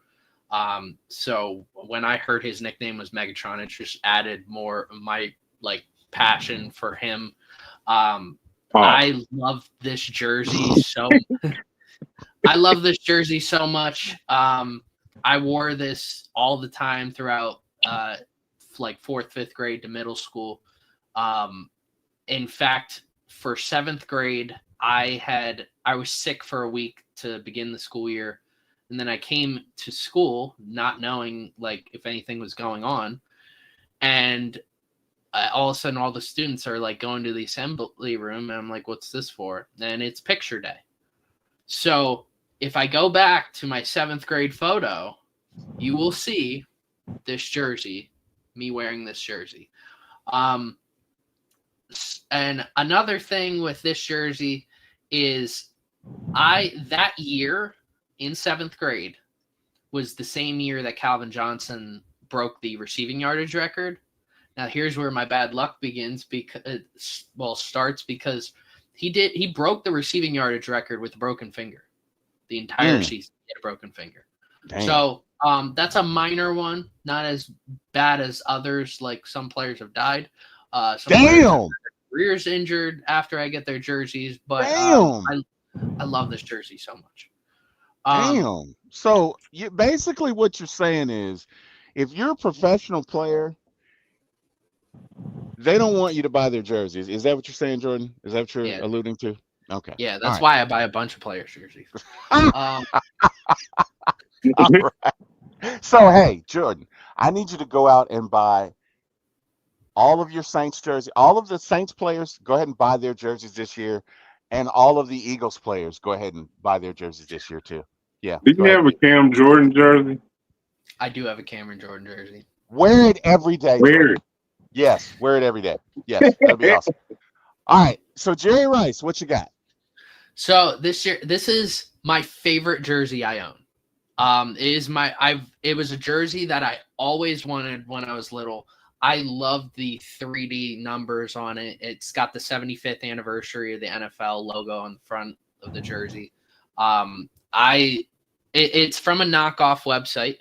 Unlike like this, Calvin Johnson came from NFL Shop with the custom jersey. Donovan McNabb, like I said, that came from Ross. This Devon Still came from NFL Shop. But this jersey came from off-brand website that no longer exists anymore because it was taken down. But I love this jersey so much. It's just Jerry Rice for me was like when I was doing history, when I was starting to get into history, was the best player of all time on almost every single list that I looked at, and that was before Brady even won the Super Bowl against the Seahawks. This was right around the time that he lost the Giants the second time. So for me, Jerry Rice was the epitome of the NFL, and I wanted his jersey, and I thought this 3D number jersey was just so cool. I got this jersey for Christmas. Me and my uncle, who's a 49ers fan, we both got the same jersey. And as soon as I got this jersey, the allegations of Stickum, him using Stickum, came out. And that was what really took the sports world by storm, talking about receivers from the 80s and 90s using Stickum, because Jerry Rice basically admitted to using Stickum. So, that didn't really go well for him publicly. The reason I came on right quick, that jersey also is the same, well, not that jersey, but the same jersey he wore when he broke the touchdown record in the first week of the 94 season against the Raiders. Scored 3 touchdowns in that jersey. Mm-hmm. I love this jersey so much. Yeah. I like, for me, it's not like what team they necessarily root for, but just like visually, this is my favorite jersey I own. So guys, let me go around the room here. Debo, what's your favorite number? Like on a football field, what's your favorite number that you would wear? No, without question, 34. 34? I think to be honest with you, I think number 34 is the best number in sports history. Okay. What's the significance behind 34? Yeah, Walter Payton. Yep. Earl Campbell. Yep. Bo Jackson. Yep. Herschel Walker. Yep. Hakeem Olajuwon. Yep. Once upon a time, Shaquille O'Neal. Yep. So, okay. You know what I'm saying? Yeah, I mean, I think number 34. I mean, even Bryce Harper wore his. You know what I'm saying, when he first came into the league. I mean, MLB. Yeah, we're not gonna. Yeah, just you know what I'm saying, bro. Yeah, man. No doubt, man. I think number 34 is one of the best numbers. Nolan Ryan, the Rhino Express. Yeah. Just ask what was that? Whose ass did he whip again? Robin Ventura. Right, just ask Robin Ventura about that. Yeah, for sure. 34. Ricky Williams. Ricky, yeah, ask Mike. Who did that stupid picture on Sports Illustrated? Was that Mike? Who did that? His coach, Mike, linebacker. Mike Ditka. Mike Ditka. Yeah. That was the stupidest picture, but yeah, I got it. Yeah, no. So number 34. I think one of the most significant numbers in sports. Definitely. Eric, favorite number on the football field? What you got? 9. 9. Oh my God. I love that one. No, he's doing it. Great answer, bro. Hey, no, that's an awesome answer, bro. Awesome answer. That man. Everything I just said about 34, squash that. Number 9. Okay. 9. Okay. I mean, hey, man. Fair enough. Only in the Falcons jersey, though. I got it. I got you. 9 in the Saints jersey fucking suck. I got you. That's True Breeze, right? Okay. Yeah. Jordan, your favorite number on the football field. Hmm. Um, I don't know. This rings pretty heavy. Oh wow. Was that say Drew? Oh wow. Oh my In goodness. fact, No, he there's did a not. little there's a He little 9 at the he bottom did there, but I don't not think you can ring see it. check us. Oh my God. Somebody cut his mic off. Hold on, let me cut his mic off. All right. Oh my goodness. Um, Go ahead, Jordan. Sorry. my favorite. I don't think I have a. It's probably 7. Goodwood, Eric. Goodwood. Goodwood. Goodwood. You said 7? It's probably 7. Now it's not the first number I would choose, Uh-huh. but I always loved seeing Mike Vick wear 7. Yes. Yeah, Yeah. I mean, every time I see 7, I know John Elway is a Hall of Famer. He's one of the greatest quarterbacks of all time. I know Ben Hmm. Roethlisberger is going to be a future Hall of Famer. But every time I see someone wear 7 in an Eagles uniform, whether it was Hassan Riddick or Keely Ringo now, I just think of Michael Vick. Yeah. I Yeah. that is my. I, there's just something about seeing Mike Vick in the black alternate Eagles Hmm. jersey wearing 7 that always got me hyped. I think aesthetically, like he had the best. He had the dark visor, Yeah. or with He the had with he the had he had that swag, man. He yes had he. that swag. Oh He yes. definitely had that swag. Jordan, I agree with you 100%. My two favorite numbers are 7 and 32. But I mean, if you push me to it, I'd have to say 7, just because Michael Vick to me was enigmatic. Like the stuff that he was able to do on a football field, I've never seen anybody do it. There is a rumor that he could throw it 100 yards. I believe it with all my heart, because I've seen him just flick his wrist and throw it 60 yards. And I don't mean it barely get there. I mean, he just flick it and it gets there 60 yards. There's a commercial of him throwing a ball up in the stands that's easily 150 yards. Like I, Michael Vick, he was not the most accurate, but from a distance perspective, I can't think of anybody who could throw it farther or with more velocity. I can't think of anybody who was more exciting. Just for me, yeah, my favorite number would be Vic. I would agree with that. I would agree with that wholeheartedly. And obviously, my brother, for obvious reasons, loves the number 9. And hey, man, I'm not mad at him for that. Of course, that's all good. Not mad at that. Not mad at that one bit. So where are we here? Oh yeah. All right. So it's time. Oh wait, we got some folks in it. We got T Terry in the building. What's good, fellas? Braves win. What's good, T Terry? How you doing, man? Yeah, man. Saw that Braves win 7-3. I'm sure the Phillies did not win by that score. But anyway, uh, T Terry, welcome to the show, man. We're at the segment in our show where we ask the question, what if? I'm trying to do like dude from Marvel. What if? I don't know if I succeeded. But tonight's theme is, what if Aaron Hernandez never went to jail? Right? How does that impact the Patriots? How does that impact everybody in there?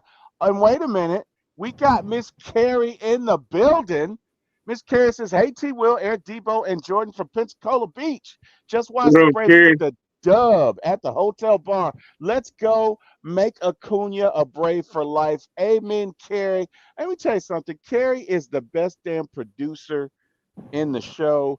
If Carrie is your friend, you got a friend, man. You are a blessed somebody. Carrie is always sending me stuff, even when I don't ask, in regards to my show, how it could be better. She's always like, T Will, you got this, T Will, you got that. Carrie, I'm sorry, is a godsend. And I just love her dearly. We love her dearly. On One Time for the Fan. Just can't say enough good things about her. So, Carrie, wherever you are, hey man, enjoy yourself. Have a Mai Tai or two, or whatever your beverage of choice is. Party your ass off and have a good time. And thank you for joining our show. And with that being said, Jordan, What if? What if, dude? Take us back. Regale us, Jordan, with your tale of what if. All right, I want to start this off because everybody knows who Aaron Hernandez was off the field. For me, I really liked Aaron Hernandez, the football player. I loved watching him when him and Gronk were on the field. I felt like Aaron Hernandez was the better tight end of the two when I watched them. He was just more athletic. Dude could have played any position: running back, fullback, H back, tight end, slot receiver, outside receiver. He had versatility that Gronk necessarily didn't have. But what they did, what was that? You said what, Eric? Said he was murdering it. Yeah, he was. Oh, he was. On and off the field, he was murdered. He was killing it. I'm sorry. Mhm. Go ahead. I'm sorry. That was funny. Go ahead. But what Aaron Hernandez and Rob Gronkowski did was they made the best tight end duo in NFL history. I have no doubt in my mind to call them the greatest tight end duo in league history. I frankly don't think we have seen two tight ends who at the time were arguably top 10 in for the position, both on the same team and playing effectively in their own roles. Yeah. So Aaron Hernandez back in 2012 had signed a 5-year contract extension. So we're gonna take place right there. And what if Aaron Hernandez didn't do what he did off the field? Yeah. So let's face it, if Aaron Hernandez is a part of that offense, the offense is still not nearly as effective as it could have been. The tight end position was never the issue for them. It was the wide receiver position. If anything, if Aaron Hernandez is back, Gronk is not necessarily the most healthy person on the field, especially after Aaron Hernandez. So when Gronk gets hurt, Aaron Hernandez comes in, and you have the best tight end duo in league history. So they go to the Super Bowl against the Seahawks. They're still going to win that. Nothing changes with that. Where things really start to take a turn is the 2016 offseason. So Aaron Hernandez is going into the final year of his deal. And the Patriots realize how much money they are putting into two tight ends. They're not getting any younger. At this point, they're both in their 6th year, I believe, in the league, going into their 7th. So what they do is ship Aaron Hernandez off, 3-time Pro Bowler Aaron Hernandez off, to the Oakland Raiders. Now, at that time, the Oakland Raiders had this young quarterback. His name was Derek Carr. And going into that year, Derek Carr had a really good year. Some would say that he had an MVP caliber season. That was his best year of his entire career. So this was huge for the Raiders offense. They needed weapons, and Aaron Hernandez was such a versatile weapon. And the Raiders of all teams needed someone like that, the versatility and the dominance from that position. So in this deal, the Patriots would receive a 2nd-round pick and a 5th-round pick, where the Patriots would which the Patriots would select with their 2nd-round pick wide receiver Michael Thomas. And with their 5th-round pick, they would select running back Paul Perkins. Now, Paul Perkins was a solid rotational guy, and I'm sure in a New England Patriots offense, pretty much any running back in a rotation can have their significant moments. So this was a solid acquisition in the 5th round. Michael Thomas, for a few years there, was arguably the best receiver in the league. He broke the reception record. So going from what we know with Drew Brees to Tom Brady is going to be a very similar instance, especially in the Patriots offense, where route running is a specialty. That was something that Michael Thomas did excellent with, and he had great hands. And with Tom Brady, that builds a really big duo. Now, during the draft for the Giants, because they don't draft Paul Perkins, they draft DeAndre Washington in the 5th round. He played with the Raiders. He didn't end up doing all that much. And the Saints, instead of getting Michael Thomas, they would get wide receiver Tyler Boyd. Tyler Boyd ended up having a solid career with the Bengals. I wouldn't necessarily say it was this fantastic career. When Joe Burrow came in is really when he hit his peak, but he had an okay season here or two. And in the second, so wait, hold on. The Saints would select Tyler Boyd in the second, and the Bengals, instead of getting Tyler Boyd, would take center Max Turk. So Max Turk ended up not really doing all that much, but that's building onto the offensive line that the Bengals needed, and to this day they still need. The Raiders would fall short of the playoffs due to Derek Carr's injury. Again, Derek Carr, that was a pretty big event for the Raiders, him getting hurt.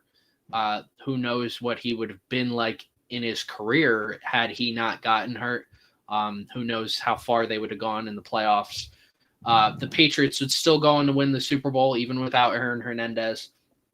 Due to Michael Thomas getting drafted by the Patriots, the Saints don't trade Brandon Cooks for the 1st round pick. So remember, Brandon Cooks, he's been traded like a million times.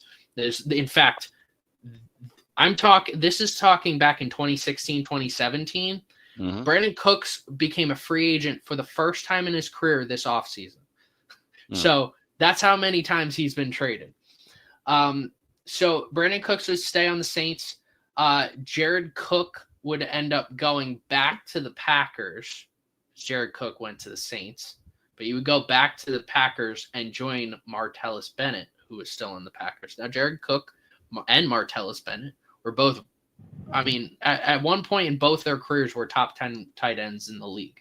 They were very good end of the top 10, but they were still really good tight ends to have. And for Aaron Rodgers, that's your best tight end group you've ever had in your history. And you use a lot of tight. Aaron Rodgers never really had a great tight end since Jermichael Finley got hurt. But you finally have this deep and dominant group with Jared Cook and Martellus Bennett. Now, because the Patriots go on and win the Super Bowl, and can we mute him? This is, yeah. I completely forgot they were playing the Falcons in that game. So I kept thinking about the Seahawks. Of course you do. I kept thinking about the Seahawks. So not much happens if Aaron Hernandez doesn't go to jail. In terms of history, Michael Thomas might break the catch record. I doubt he does with the amount of with the amount of weapons that the Patriots offense has. Like when he was with the Saints, like that was Breeze's main guy out there. Right. There wasn't really anybody else. At one point we had Keith Kirkwood catching passes. We had Walmart shoppers catching passes.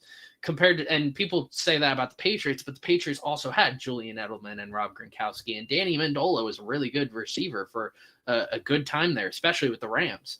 So adding Michael Thomas into that, I highly doubt that we would see Michael Thomas break the catch record or even come close to the catch record. But who knows with that? Brandon Cooks would spend a lot longer time in New Orleans. Brandon Cooks would actually finish with a solid career so far, and he would have gotten traded as many times as he did. But yeah, that's really all I have.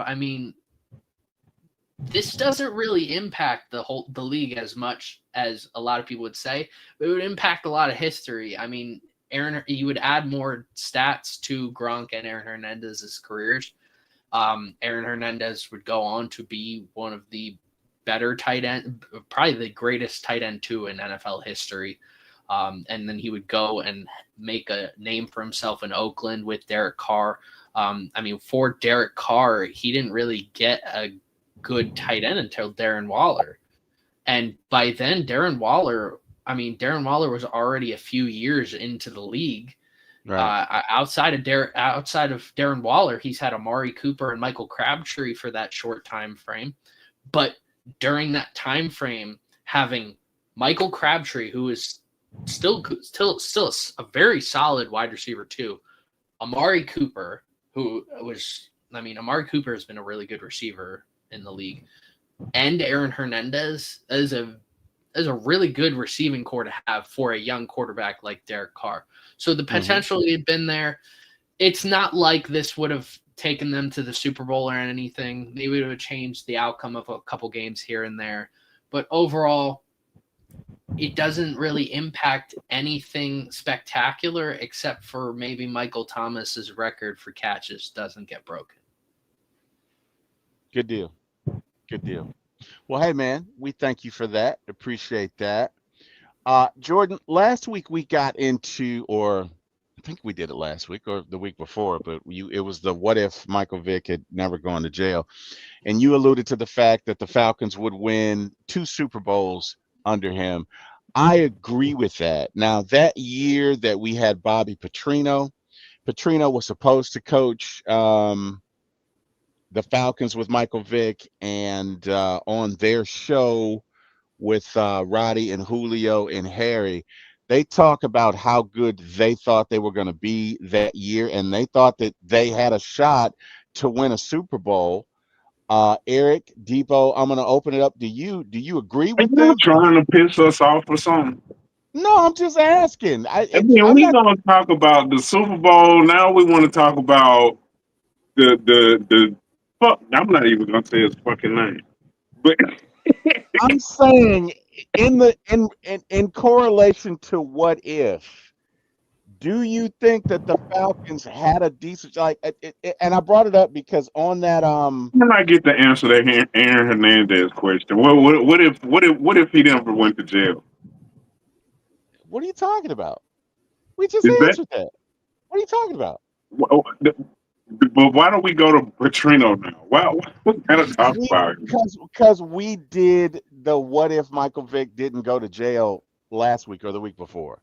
So because I really feel like that had Vic not gone to jail, I think the Falcons do win at least one Super Bowl. I do. I really do. So it was just, it was in the spirit of that. But if the pain is too much, I get it. I understand. We don't have to go there. We don't have to go. It wasn't the Michael Vick thing. It was that dude you added in there with. Yeah, I know. Now, let me ask you a question, Eric. In regards to that dude that we're referring to, did you see the interview and what Roddy had to say about him? So we're going to bring it up anyway. Did you see the interview? It's a quick yes or no question. We don't have to bring it up. It's just, did you see the interview? Because no. I would see, you need to go back and watch the interview. Because I would think that if anybody would be pissed with Petrino, it would be him, but he wasn't. He really wasn't. If you listen to the interview, and look, I'm not defending Petrino at all, but if you listen to the interview, I did not expect him to respond in that way. That's all I'm saying. That's all. Again, I'm not going to look at my forehead. Oh, do it look like I give a fuck? Oh my God. Okay. Whatever, bro. Whatever. Okay. All good. I know we're not going to mention Bobby Petrino, but Bobby Petrino, man. Right. Exactly. Oh my God. Oh boy. Okay. Yeah, we're gonna go ahead and end this show. What about the Aaron Hernandez question? Why get the answer that one? I don't know, because you're not a Patriots fan. I don't know, Eric. Didn't he answer the Michael Vick question last week? Well, Michael Vick, yes, because he does the what if segments. Oh my God. Whatever. Hey. What do you think about Aaron Hernandez, Eric? Go ahead. I think if he hadn't went to jail, that there would be more people in the cemetery. Ah, That's what I oh think. God. Maybe he would have ran into Bobby Petrino. And yeah. Oh wow. Oh wow, Eric. Eric. I'm just Wow. saying, what ifs? Oh wow. Oh wow. You know what? On that note, I'm a cut bait. Eric, I know you can be found in is it section 109 in the Mercedes One, Benz? 10 what? one. 101. 101. All right. I promise you. I'm gonna get it. I'm gonna get it. You said that last week. You're not gonna get it. Next I'm week it's 3. I'm getting there, man. I'm getting there. I'm getting there. So Eric, you can be found. Hey, you made me laugh. Uh Braves win tonight, by the way, 7-3.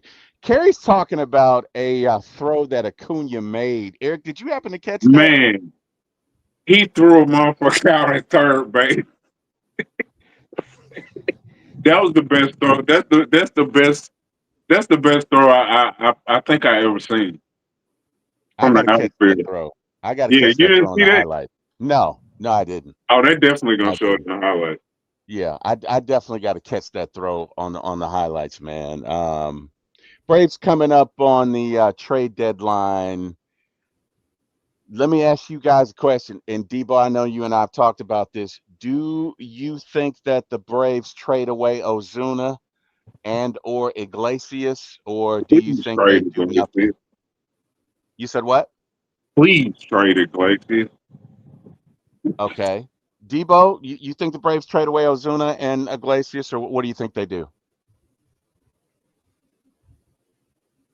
He brought him to sleep.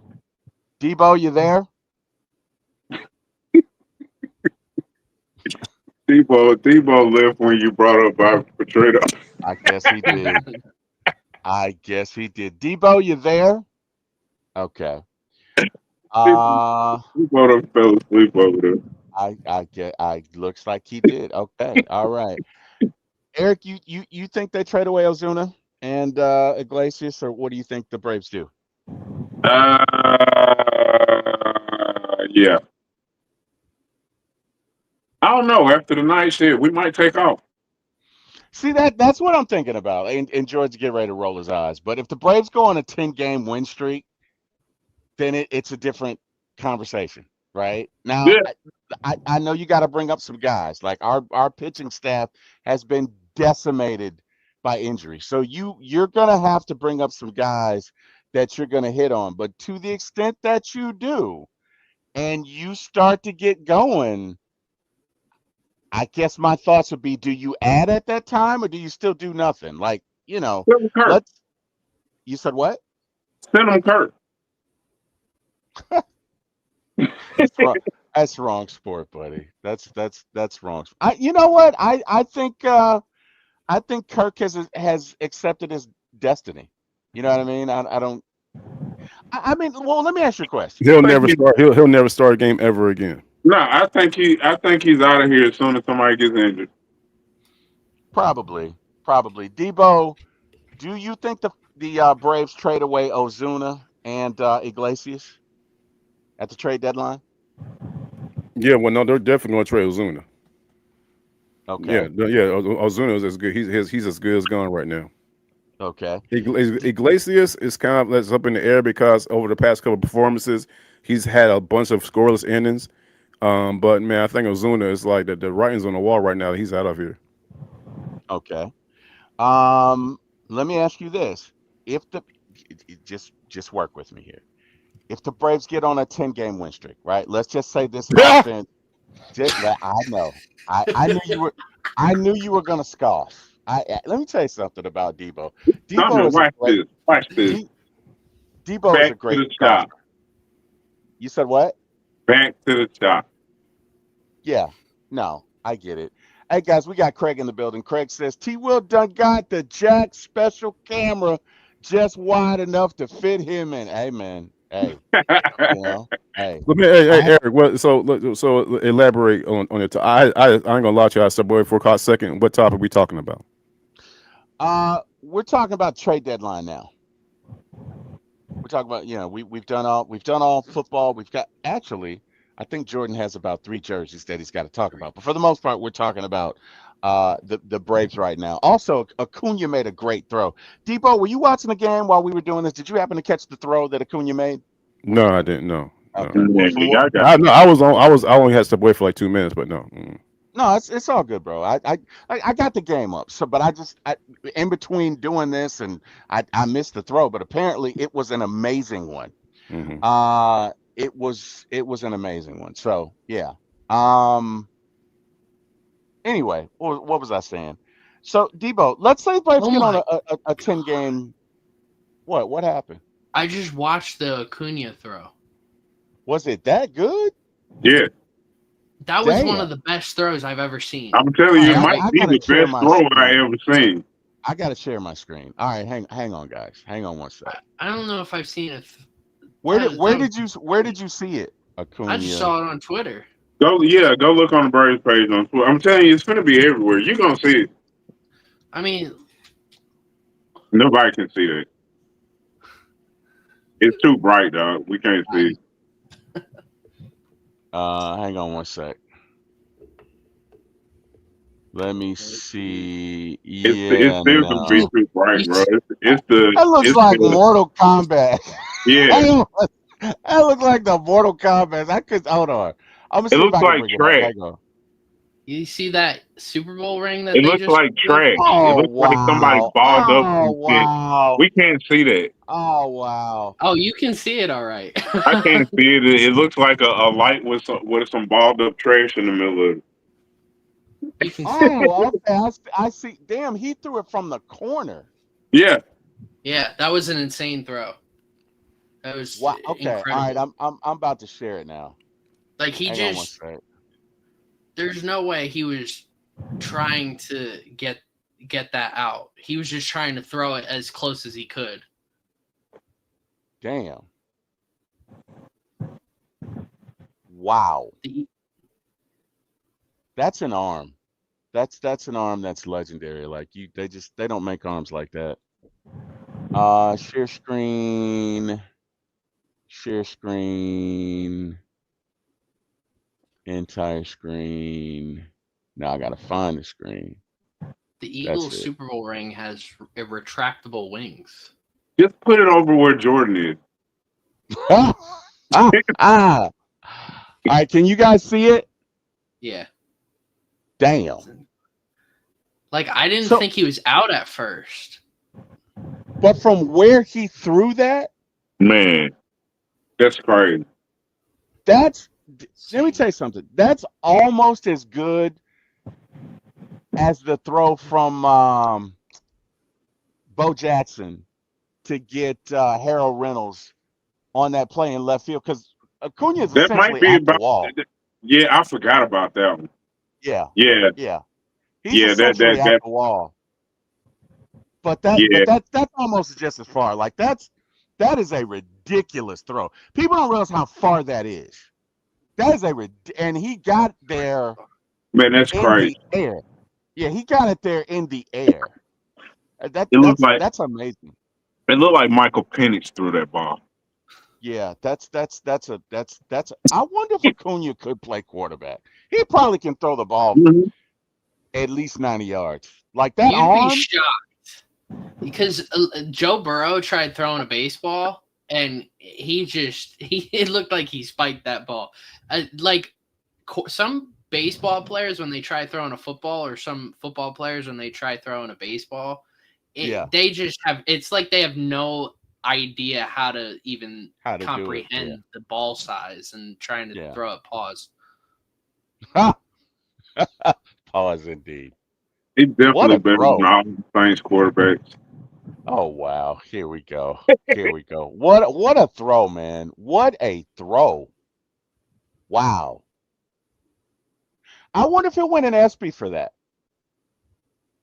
Or if he'll at least be in the conversation. I think they'll forget about it by this time next year. They do that with everything that happens, like over the next month. They'll forget anything in sports. So it's recency bias? There's so much recency bias in the ESPYs.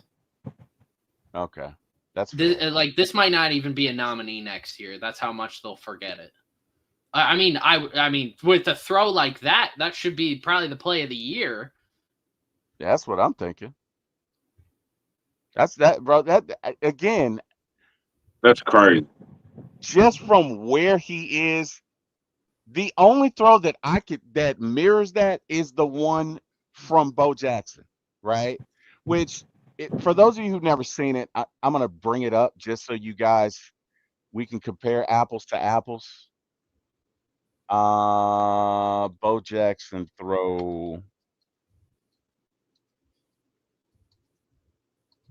to nail Harold Reynolds. Did you really spell bow like that? Oh I man. probably did. I'm a terrible typist. I can admit that. I Bo. back to Acuna's. Here's Acuna. I mean, Bose was definitely further. There was, I Yeah, think. I mean, we don't know if there was more air under Bose yeah, a throw or yeah. not. But that's an amazing throw. Like how that's not a defensive player of the year, I have no idea. Let me tell you how good it was. The Yankee runner had no idea because he's slowing up. Because if he does, he slides, right? So he's got to be thinking, there's no way he's going to make that throw. That's what he's got to be thinking because he doesn't slide. Yeah. That's incredible, man. What a throw. What a throw. Hey, Kerry, thanks for sharing that with us. What a freaking throw, guys. What a throw. Good deal, man. Insane. Well, I don't know. Hopefully the Braves can get on a 10-run game, 10 win run. And we're not even talking about trading away pieces. We're talking about adding to it. But I mean, we'll see. We'll see. Jordan, what are your hated Phillies gonna do? Your Phillies that suck. What are they gonna do at the trading deadline? Give me your thoughts. You think the Phillies are going to participate at the trade deadline? Phillies don't ever participate at the trade I mean, deadline. they could There's always add.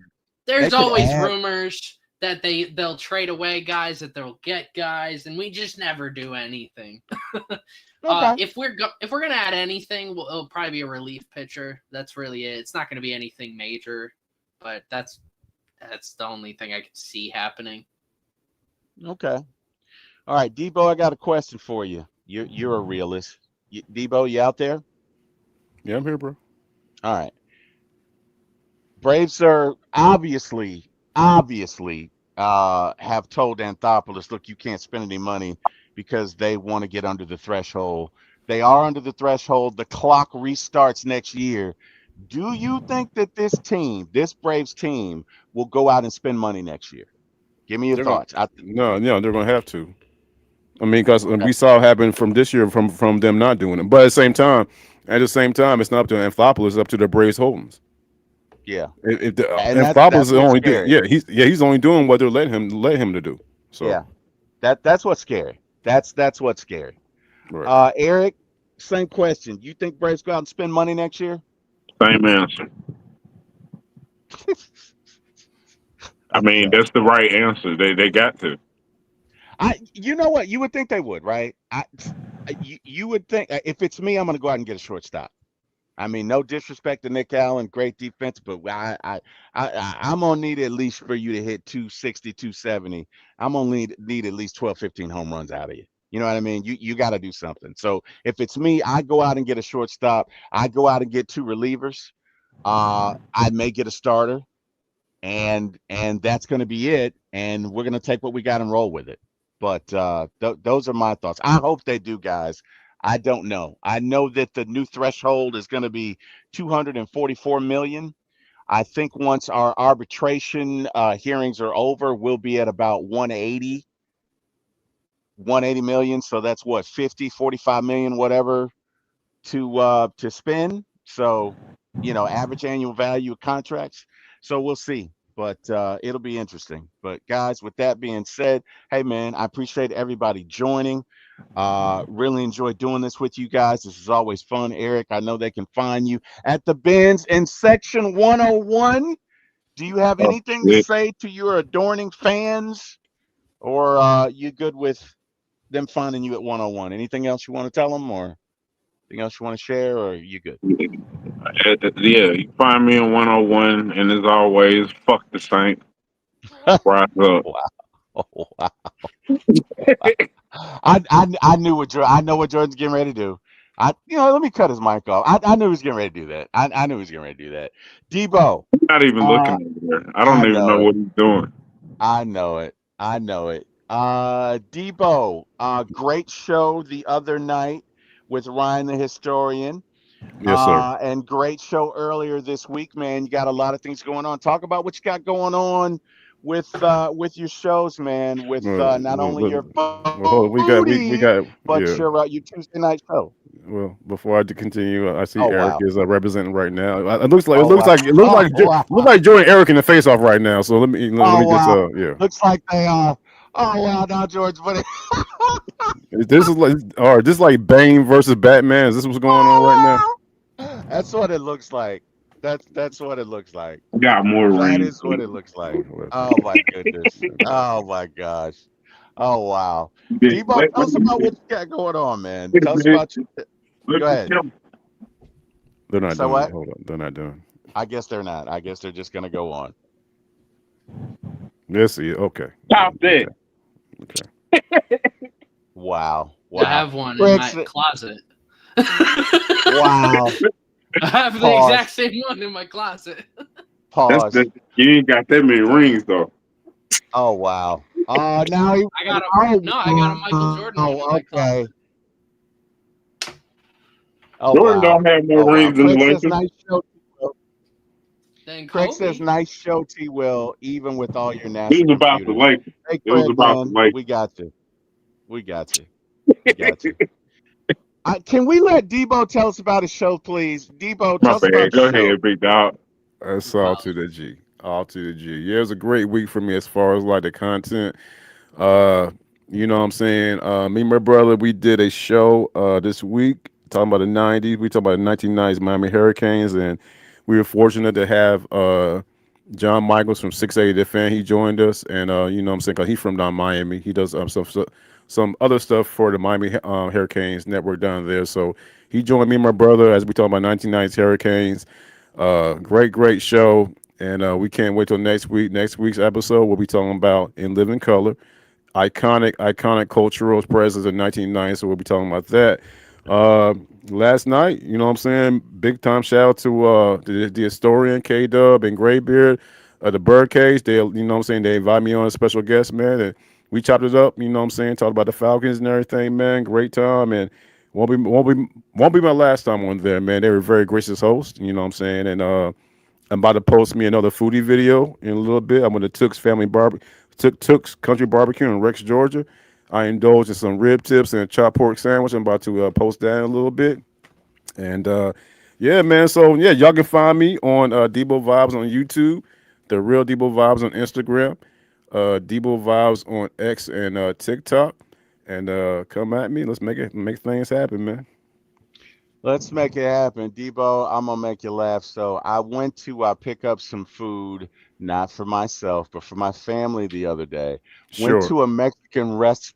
This dude say sure. Went to a Mexican restaurant, and in my head, walking in the door, I heard foodies. Like that was the first thing that went through my Yeah. mind. I Yeah. thought that was hilarious. Yes, sir. Again, Did you get a milkshake? I did not. I did not get With a the milkshake. cherry. Yeah, but man, that's a great question. What'd you get? I, I didn't get anything from there. You got Mm, soup. I call total bullshit. You mean to tell I me you was waiting did there for your not family? get. You didn't get nothing. I did not get anything from there. Because I'm eating Chick-fil-A chicken soup every day. So no. Oh, you mean same Chick-fil-A tortilla Oh soup my you was god. put on the Oh my sideline god. that I one did time not. while I you would cooked that love. chicken sandwich? I would love some tortilla soup. He had the solid version of soup. Is that what? I Okay. did. I did not. I did. Yeah. Whatever, man. Hey, Okay. y'all, somebody's knocking at my door. You guys, excuse me, Jordan. While I'm gone, tell these folks where they can find you guys. I will be right back. I'm so sorry. Jordan, tell these folks where they can find you, buddy. well, I got No, no, to no, no, no, no, no. Hold up. No. Yeah. Hold up. Don't do that. okay. I'm gonna see you and E could keep going at it, bro. You know what I'm saying? Yeah. I'm gonna see which one gonna do better than the other one, man. That's what I want He to see. can't beat that. He couldn't top that. There's no. He ain't got enough rings. You're a Lakers fan? Oh yeah. Yeah, for sure. Yeah. I don't buy jerseys for teams that I'm not a fan of. I can't do it. I mean, I nothing against you. I get what you're doing. I got I, a cousin that does there's, that. My there's a lot cousin of people who do that. my cousin don't do it with jerseys. He does it with hats, but he like collects hats for everything. Then I got another cousin that he goes to every single stadium, and he goes to the game, and it's hockey, baseball, and football, and he buys the home team shirt, and he makes sure he takes a picture in every stadium. I That's think he, sick. I That's think he's awesome. got like I don't know how many he's got left, but yeah, he's got a bunch of them under his belt. He don't have that many left to go. It's like a couple that he hasn't went to, but You yeah, talking about CJ? You talking about CJ? yeah. No, okay. All right. I do Yeah, have yeah, to yeah, yeah. share my other jerseys. That's right. Yeah, Yes. So sorry there's three about that. You more. got two more to go. With three more or two That's more? You three got three more. more. Three Okay. Sorry about that. Go ahead. So this Sam Mills jersey, I got this off of Walmart on a glitch last year. So last year Walmart was accidentally listed all Mitchell and Ness jerseys for $22.39. $22.39. So I That ain't immediately bad. took my credit card and bought 8 jerseys for $170. I saved over $1,000. I Damn. only received 4 of the jerseys that I bought because they ended up just canceling the orders for the other 4. But what was weird is I got a 5th jersey. So I ordered a Sam Mills Saints and Panthers jersey. Sam Mills is obviously one of the most iconic players in both franchises' history. So I got this Sam Mills jersey. But then they sent me another Sam Mills Panthers jersey. So I have 2 Sam Mills Panthers jerseys. I'm trying to sell one of them. I don't know why I got that. So yeah, if anyone wants to buy a Sam Mills Panthers jersey, I'm selling it for $100. The other Might one of be able my to other get somebody to get that from you. We got a Panthers Falcons group. I'll put it in there and see if one of them will buy it. yeah, You said that- 100? yeah, All right. it's brand new. Like I What I don't size know if is it? it's what is this? So I think it's like it's a 48 extra large. All right. Yeah, I'll check for it. Sweet. All right, and this is a weird one. This is a Kyle Orton Broncos Kyle Orton. jersey. Yeah. So my grandmother got me this jersey, right? She got Oh, me wow. this and a Matt Castle Chiefs jersey. So I had gotten this when Peyton Manning broke the record for the Broncos for passing touchdowns in 2013. So what I did with this jersey, it's the only time I've ever like disgraced a jersey. I put duct tape over Orton, wrote Manning, and then I've made a taped 1 on both sides to do 18. So I wore Wow. this to school the entire season. Wow. Peyton Manning would go on to have that awful performance in the Super Bowl. I wore that jersey the whole week.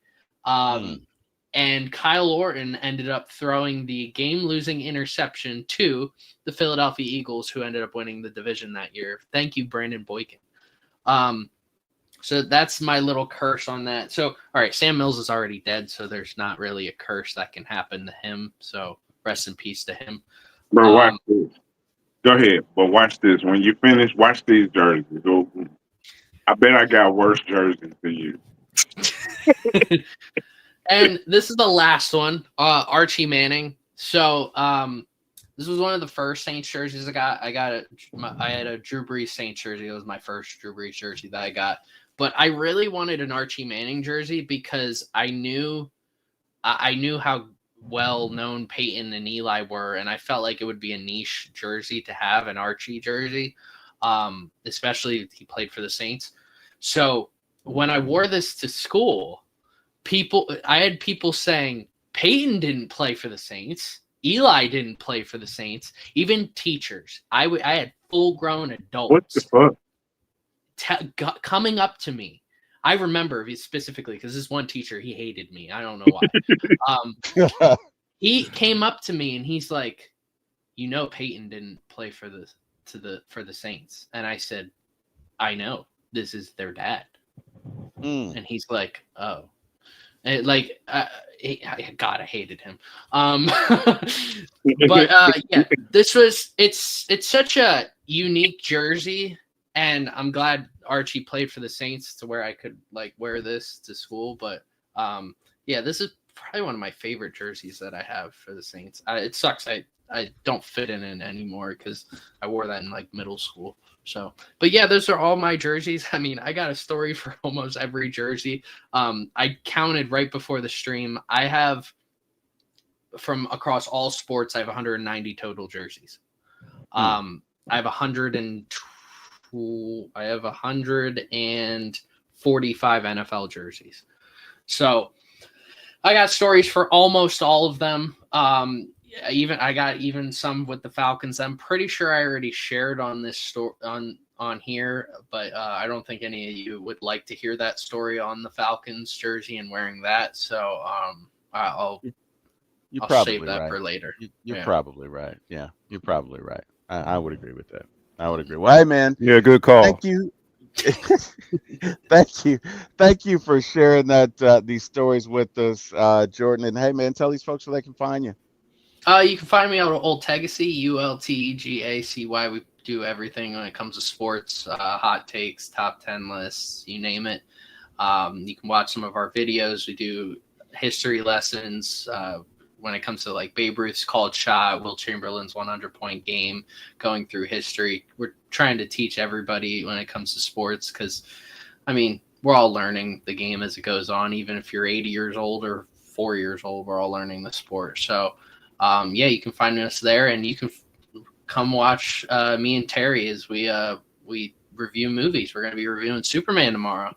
That's right, James Gunn Superman, the new one, and as a part of the review, we're going to juxtapose or compare James Gunn Superman and Man of Steel, which so many before us have done.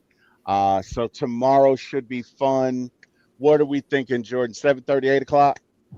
Yeah, works for me. Cool. We will do that. Well, hey, to everyone who joined us tonight, we cannot do anything. Wait a minute. Nope. I get to show my jersey because I can't wear these motherfuckers. So, you're right. You're right. Showing my jersey. Hold on. Let me spotlight you. Let me spotlight you. Give me 1 sec. Hang on. Let me spotlight you so we can see your jerseys. Let's see. That's not me. No. I know it's not you, Eric. I know. I can show you guys my rings while I'm spotlighted. No. We don't need any more of that. So hang on. Let me see. This is another ring. This one's is the Eagles. This is from the first Super Bowl. Second one got introduced tonight. I'm trying to swap. Okay. All right. Now I can swap. Hang on. There's this hat. I got the dialogue. Oh my God. Please, somebody, please come get him. You got to take me off the spotlight and then I won't do it. I'm trying. There we go. Okay. I got you off. Oh my God. Thank you, Jesus. Oh my goodness. You're killing me, Jordan. All right. First of all. All right. What you got? What is that? Oh, okay. Braves. Yeah. Braves. I got it. All right, but when's the last time the Phillies won, Eric? Was it 2008? Nobody remembers back that far. We won in 2021. Man, talking about these jerseys now. Fuck Jordan Run. COVID year. Oh wow. Yeah. I got at least got a couple a whole season out of this one. I got a couple jerseys like that too. I got a Nomni Asamoah Eagles. Here we go with Tech McKinley. Oh wow. Okay. That's tough. Hold on, it gets better. I got a Kiko Alonso Eagles too. That's fun. Oh, KZ wasn't bad. KZ wasn't bad, but would you wear this? I would. I I'd probably wear any would. jersey that's not Yeah, the he wear Cowboys. any jersey, but I probably would wear KZ. Yeah, he's I playing probably for would. somebody else. I mean, okay. Ooh. Yeah, yeah, okay. Marlon Davidson. That Marlon Davidson? Yeah, Okay. best one. Oh, Ben Kirk. Oh Ooh, I yeah. actually Madden, like what? this one up. I'll wear this one because I fuck with Kirk. Kirk's a cool dude. Even though he didn't start nowhere, Mm, it was a okay. reason why I bought that. He stuck up for us with the racist shit, so that's why I bought that one. So I really ain't mad at that one, even though it seems like why the fuck would you buy that jersey? Sure. But yeah, I probably got a couple more in there that I'm like, man, what the fuck did I say? Mm. But yeah, that's my blooper jersey. I got Your a bunch of blooper. more hanging Your up that ain't your bloopers, but yeah, your blooper jerseys. Yeah. Well, that's something we could do next week. We could do blooper jerseys. yeah, I think I got a couple more in there. All It's right. Well, we'll never make a segment out of that. Next Friday, blooper get jerseys. We'll make a segment out of it. I We will make a definitely have a segment out few of of it. those. All right. Cool. Cool. Well, hey, to everyone who joined us, thank you. Again, Jordan and I will be doing a section tomorrow, or actually the Superman movie. So tune in for that. You can see us at For My ATL Sports 1 on YouTube and For My ATL Movies 1. As far as the movies are concerned, that's a beautiful ring, sir. Love that Atlanta Braves ring, and the Braves really are the best team in the NL East. And yeah, as far as everything else, hey man, thank you to Jack Spade and Mr. Eric Parker for giving me my shot in this business. Thank you to God for waking me up this morning and everything that you do. Debo and Jordan, guys, thank you for joining me.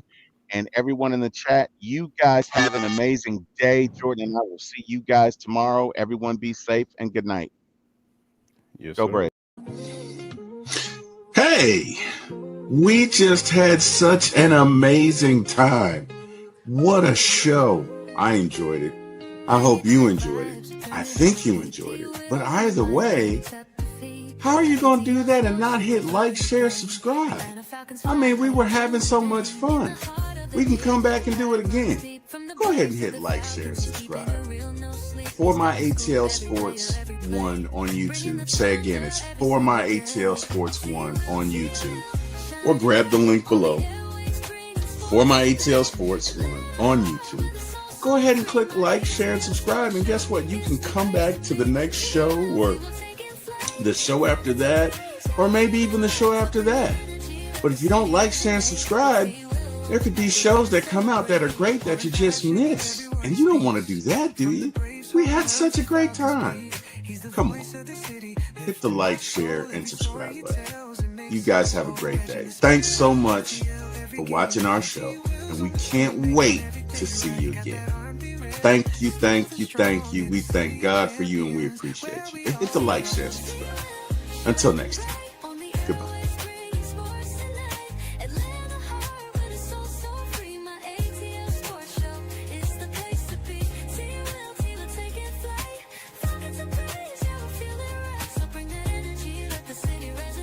With T-Will on the mic, we're gonna celebrate.